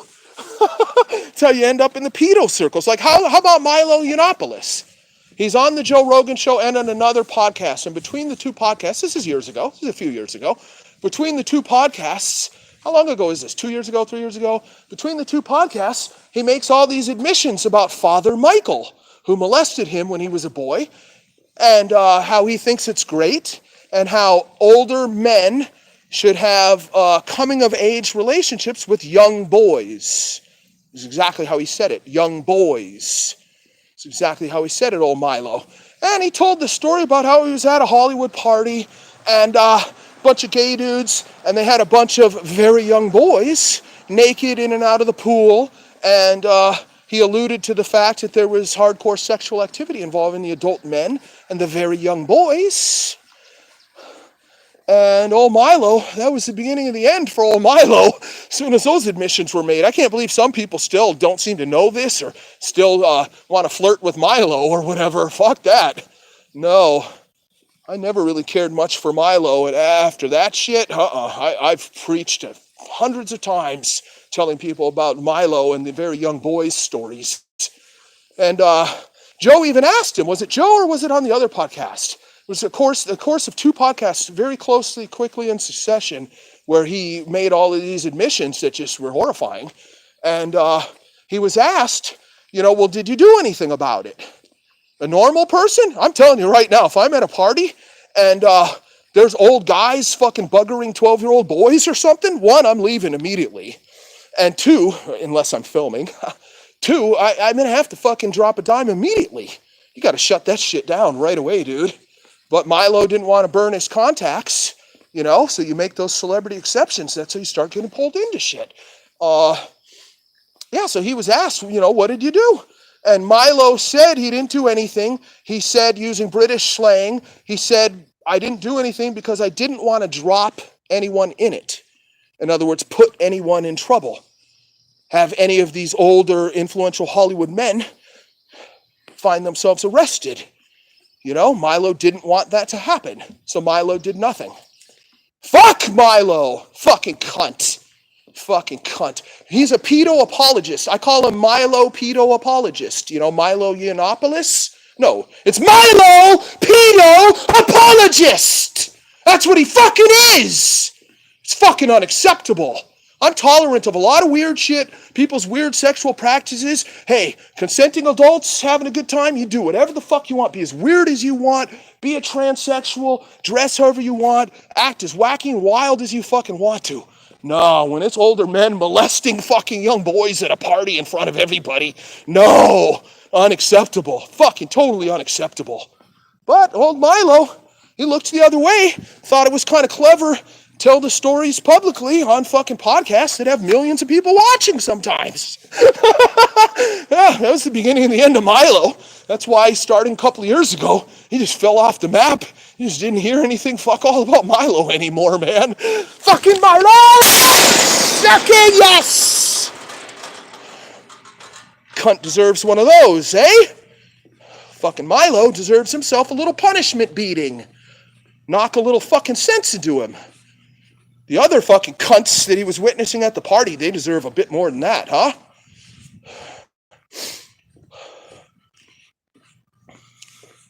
What's that song? There's a band, a oi band. Really, they're like a fucking Nazi oi band. White Law. Yeah, there's a band called White Law. Sadly, as YouTube ramped up their censorship, they pulled a lot of White Law songs off of YouTube.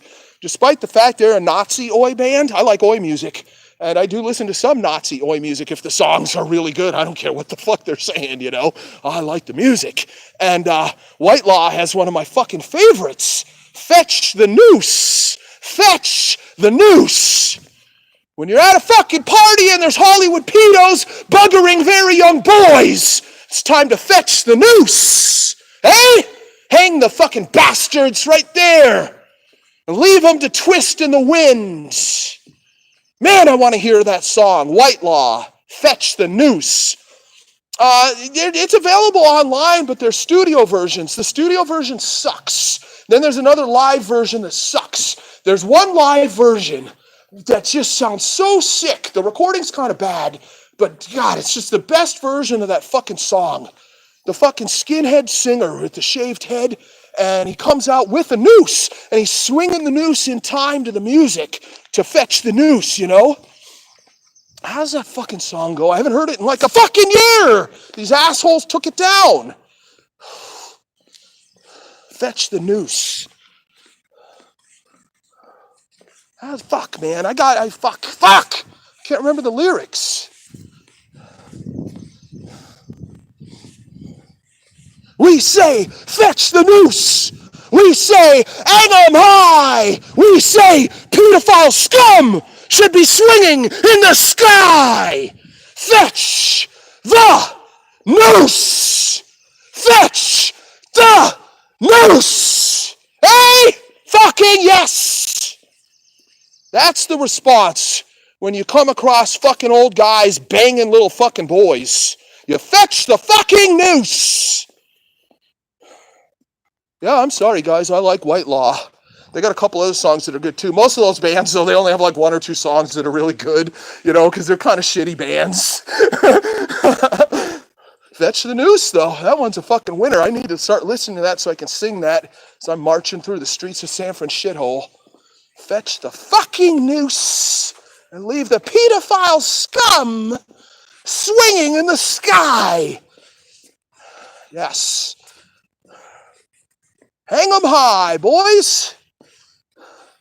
Hang 'em fucking high. It's funny, too. He sounds like Johnny Rotten. When he says hang 'em high, it sounds like he's saying EMI. And that famous Sex Pistols song from way back, late 70s or whatever. Fucking love the Sex Pistols. Yeah. EMI! And that fucking London accent, you know, White Law, they're Brits too. I think they're Londoners. Yeah. He says, hang 'em high! Hang 'em high, you know, sounds just like EMI! Fucking England! God, I love England. Thank God I have English in my family. Fucking hell. The previous generation survived the London Blitz. Yep, when the German bastards were bombing London itself, and the residents had to fucking hide in the subway, in the tube, as they call it over there. Yes, indeed, and I'm fucking very proud of that, to have had those wonderful, wonderful, incredible people in my family. Fucking survived the Blitz, guys. Fucking England!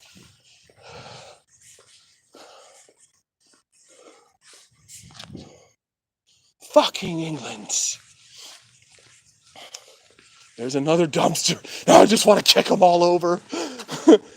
No, we're not going crazy over here. You see all these RVs around here? Doubtlessly, there's people like sleeping in some of these RVs, man. They don't need me fucking kicking over dumpsters right next to their RV, giving them a really bad morning. The natural assumption would be, holy shit, this guy's kicking the shit out of a car or somebody else's RV or something over here, which I would never do, you know. Yeah, look at all these RVs. Totally, dude.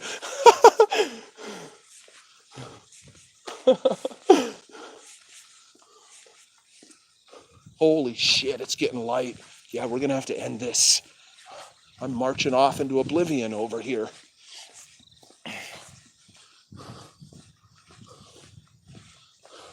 Cell tower. That's good. Yeah, look at this. See? Fucking reflectors in the front windows and stuff. Yeah. People camping out in these RVs. They totally don't want me coming through going crazy. That's exactly what you don't want. You're camping out like that in the city. It's like, holy shit. A fucking straight up madman is going crazy right outside of our RV. Oh no.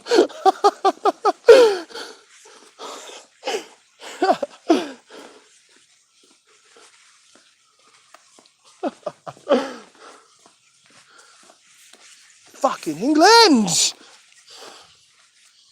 go this way.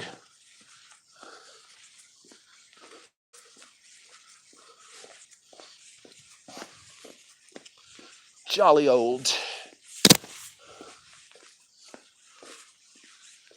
England, England, England! England, England, England! England, England, England! England, England! England! Fucking England! When's St. George's Day? Let's go fucking ape shit when St. George's Day comes along. Hey, what's this? Hey, fucking! Oh, you fuck! You bastard! Yeah, I want to go crazy when St. George's Day comes.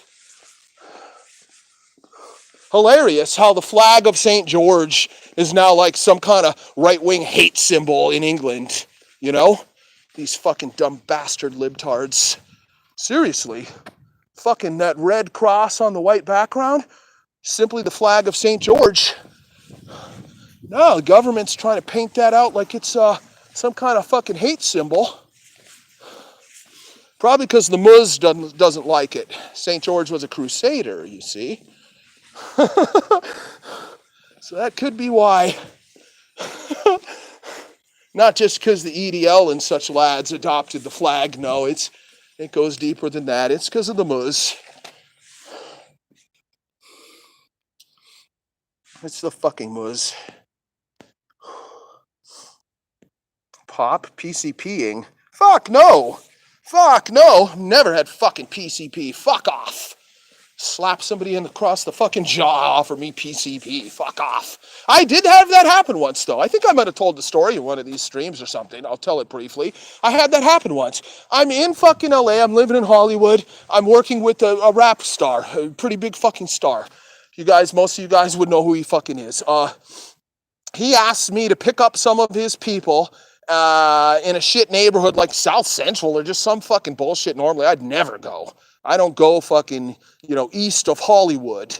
Preferably, I'm living in Santa Monica or something, But, again, the celebrity exception. You're asked to go to the fucking ghetto, pick up some sketchy-ass dudes. You fucking have no idea who they are. And, but you're asked by the celebrity, so you go ahead and do it. And these fucks, I go over there, pick them up on a street corner or whatever. Two thuggish black dudes. Was there three of them? Maybe there's three of them. One guy in the back, two in the back. I don't know. Two or three of them. And one of them starts smoking a joint, and it's like, cool, whatever. I'm driving on the freeway in LA. It's at night. I'm really not worried about that. And this is back. It was still illegal then, but I'm not worried about that. And I'm worried about what else these assholes have on them. You pick up two fucks like that, you don't know. Maybe they got illegal weapons and all kinds of drugs on them. Maybe you get pulled over and get pulled into a whole pile of trouble after these assholes stash all the shit under the seats of your car. How would that be? Wouldn't that be how do you like your night to end, making a celebrity exception? Yeah, so a fool starts lighting up his joint, and I'm like, whatever, cool. He offers me some. And I'm like, oh, sure, I'll take a drag off that, whatever. And then he, at the last minute, he says something. He says, do you do SHRM? And I'm like, SHRM? What the fuck's that? I don't know what fucking SHRM is. I don't hang out with ghetto fucking scum. And he's like, SHRM, PCP. This is laced with PC fucking P.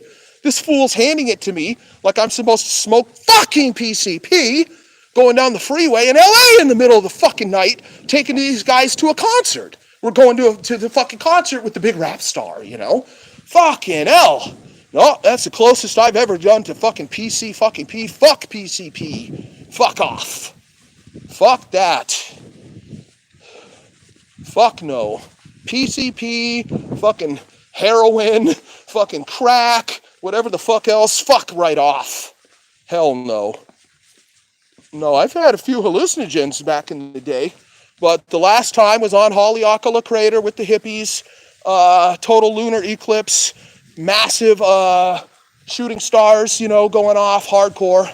It was that time of year, and one of the guys happened to be from San Francisco. I met a girl. She invited me to go up there, and most of the hippies were going to be down on the beach, but some were going up on the mountain, so I went up there with them. Turned out one of the guys had just come from San Francisco, just got off the plane, and he had a fucking vial of liquid acid that he scored randomly on Haight Street. Just randomly. He wanted to bring some proper acid to Hawaii with him, and this fucker just randomly met somebody on Haight Street that had liquid fucking acid, and it was proper. And so we each did a little tiny bit of that, and I sat out on a rock, and it's cold up on top of the crater. I sat out on top of a fucking rock all night in just shorts and a t-shirt. All fucking night. I didn't even have shoes or socks on. All night, just staring at the celestial display, enjoying the liquid A. It was such an incredible experience to see the House of the Rising Sun do exactly that, living up to its name, as all the fog is swirling around across this crater that's miles across, changing through every color in the spectrum as the sun rises, while the stars still are shooting. And it was a total lunar eclipse that night. That's right, it was a total lunar eclipse with shooting stars. It was intense. So it's very unlikely I would ever do any hallucinogenic again, because you'll never be able to top that experience, no matter what you do, no matter who you do it with or where you do it. You'll never top that Haleakala Crater experience, man. That's it. Once you've done that, you don't need to fucking fuck around with any hallucinogenics ever again. It will only be a letdown from that experience. All fucking night I sat there not moving. There's another guy sitting there on the rock with me, and the guy that had the acid, he was cool as fuck. The chick that invited me up there wanted to sleep with me. She went in the tent with these other people and just refused to come out. And it's like, I'm sorry, girl, you're not that hot. Tell you the truth, there's no woman as hot as what I saw that night, man. And women were not in any scarcity or anything, so I didn't need to fucking go stay in the tent all night. I thought that girl and those people were such losers. I never hung out with those people again after that. I lost all respect for them. We had an incredible experience seeing every fucking minute of that display. And these assholes are hiding out in a tent, seeing none of it. I mean, it was like incredible. Totally lost respect for those people. Fucking tards. Tards. I was a tard that time in Maui too, though. Because then I was with this other girl, and she got pissed that I even went up to the mountain with that chick. And she had told me that she goes out with some other hippies out into Hana, way out in the jungle on Maui. And they go out there and they see the menehune. They see these little like elfin alien sort of little creatures, little small humanoid creatures. She insisted that it was absolutely true. She was a beautiful, fantastic girl. Seemed to have a totally level head. Insisted hallucinogenics had nothing to do with experience. She wanted me to go. For some reason, I had a weird block. I had some weird mental block where I just blocked it from my mind, never brought it up to her again, never expressed interest in wanting to go, and just totally just failed. Walked away from that opportunity. I don't know exactly where they went. Somewhere on Hana. We lived out close to Hana. We're in this jungle house, me and 4 or 5 chicks. And I don't know, dude. I fucked up so badly on that, though. That's worse than staying in a tent during a total lunar eclipse, meteor shower acid experience, to miss out on maybe actually being face-to-face with the menehune.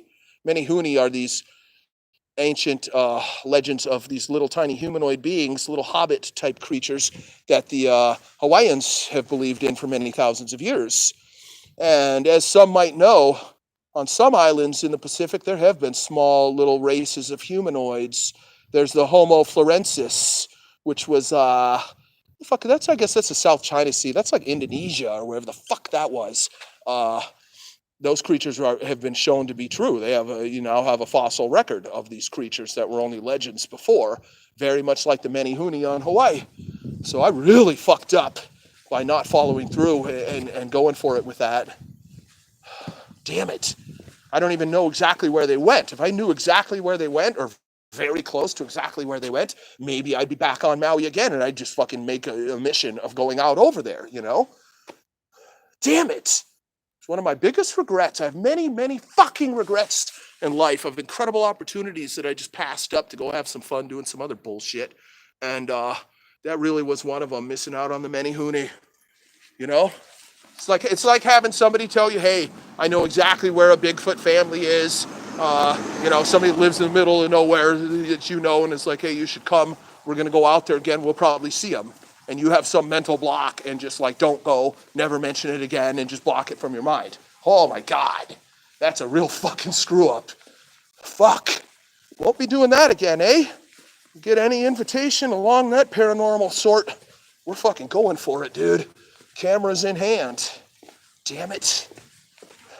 Fucking looking for mountain lions, passing up opportunities to go meet the menehune. Girl insisted it was completely true. Anything else she would have told me, I would have believed. I didn't disbelieve her. I asked her a few questions. Hey, were you guys on acid or was it anything like that going on? No. No, she insisted it was a real concrete experience, face-to-face with what was probably the menehune. Really weird, dude. Fucked up. I really fucked that one up. Fuck! Damn it. Whatever. I gotta go see what the fuck's going on with this flashlight. That's cool. At least we got out here. We got a lot of drills done with the Defender. Yeah, we're good, man. We can go over 6-foot walls, up on top of 7-foot objects with the fucking Defender in hand, just running the whole time, not even breaking a step. Landing up on top, ready for action and ready to come raining down on the heads of multiple cunt attackers. So we made great strides with that tonight. Yeah. It's only my second training with any of the Defender 2 or Defender 3 series. God, and it went really well. We had one fuck up on one tree going up one tree. We're good. Fuckers. I had fucking drug dealers coming at me in San Francisco. It's not just the crackheads, it's the drug dealers. One dude came all across the street. He was hella pissed. I went through his territory, through his alley and shit, filming everybody that was back there. I was trying to film two guys. I thought they're going to give each other blowjobs or something right on the street in the middle of the night, you know? But homeboy, he came from across the street. I definitely had a strong sense he was the drug dealer. He wanted to know what the fuck I was doing on his street, you know? Got to be prepared. We don't have our Second Amendment rights here on the San Francisco Peninsula, you know? So, yeah, if you want to go fucking around doing dangerous shit, you better make sure you're fucking hella prepared, dude. Hella fucking prepared. Trains are starting. Let's go jump a train to the city right now, eh? Fuck that. I hate operating in the daytime like that all day. Starting in the morning. Oh my God. I don't even have sunglasses with me. Fuck that. We'll go up there soon enough. Soon enough we will. What's this? No, they kind of look like they're keeping this though. Yeah. That's not clearly trash. We can't go crazy over there. Can only go crazy smashing shit if it's totally indestructible, you know, can't cause any harm, or if it's clearly trash. That's how we started our night. Doing a little bit of demo work, hey?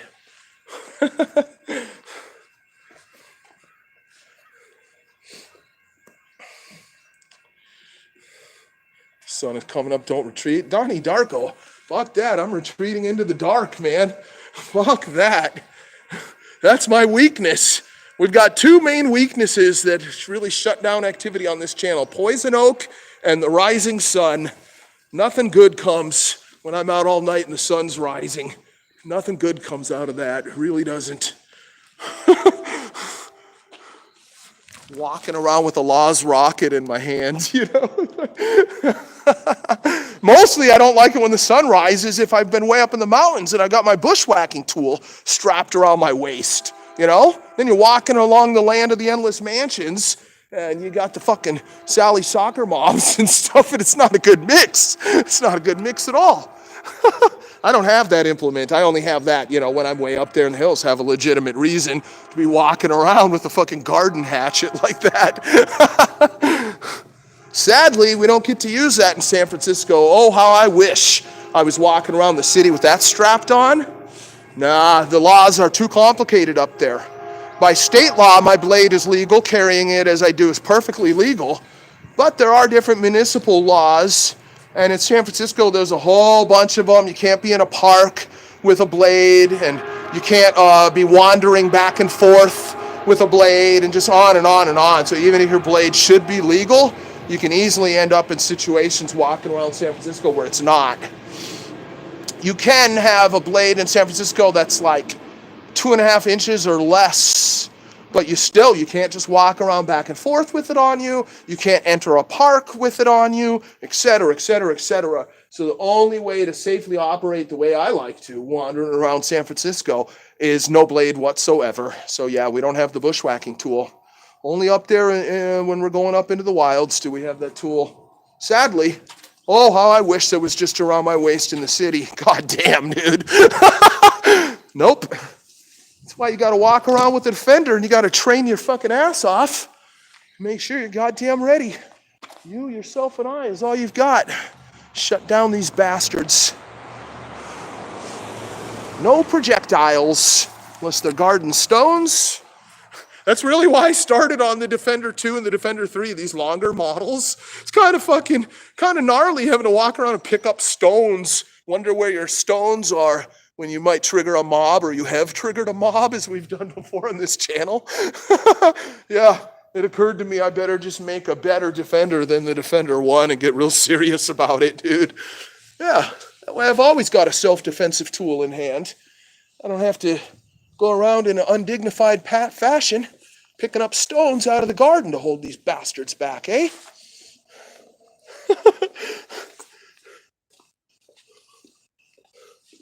Holy shit, it's getting light. Yeah, I gotta end it. Fuck this, guys. I'm out.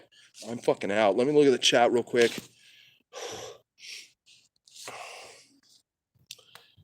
CQC. I don't know what that is. Try to remember the basics of CQC.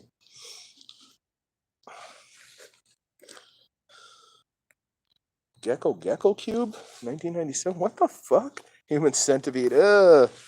There's a horror show. Daywalker. Yeah. No shit. Yeah. Exactly.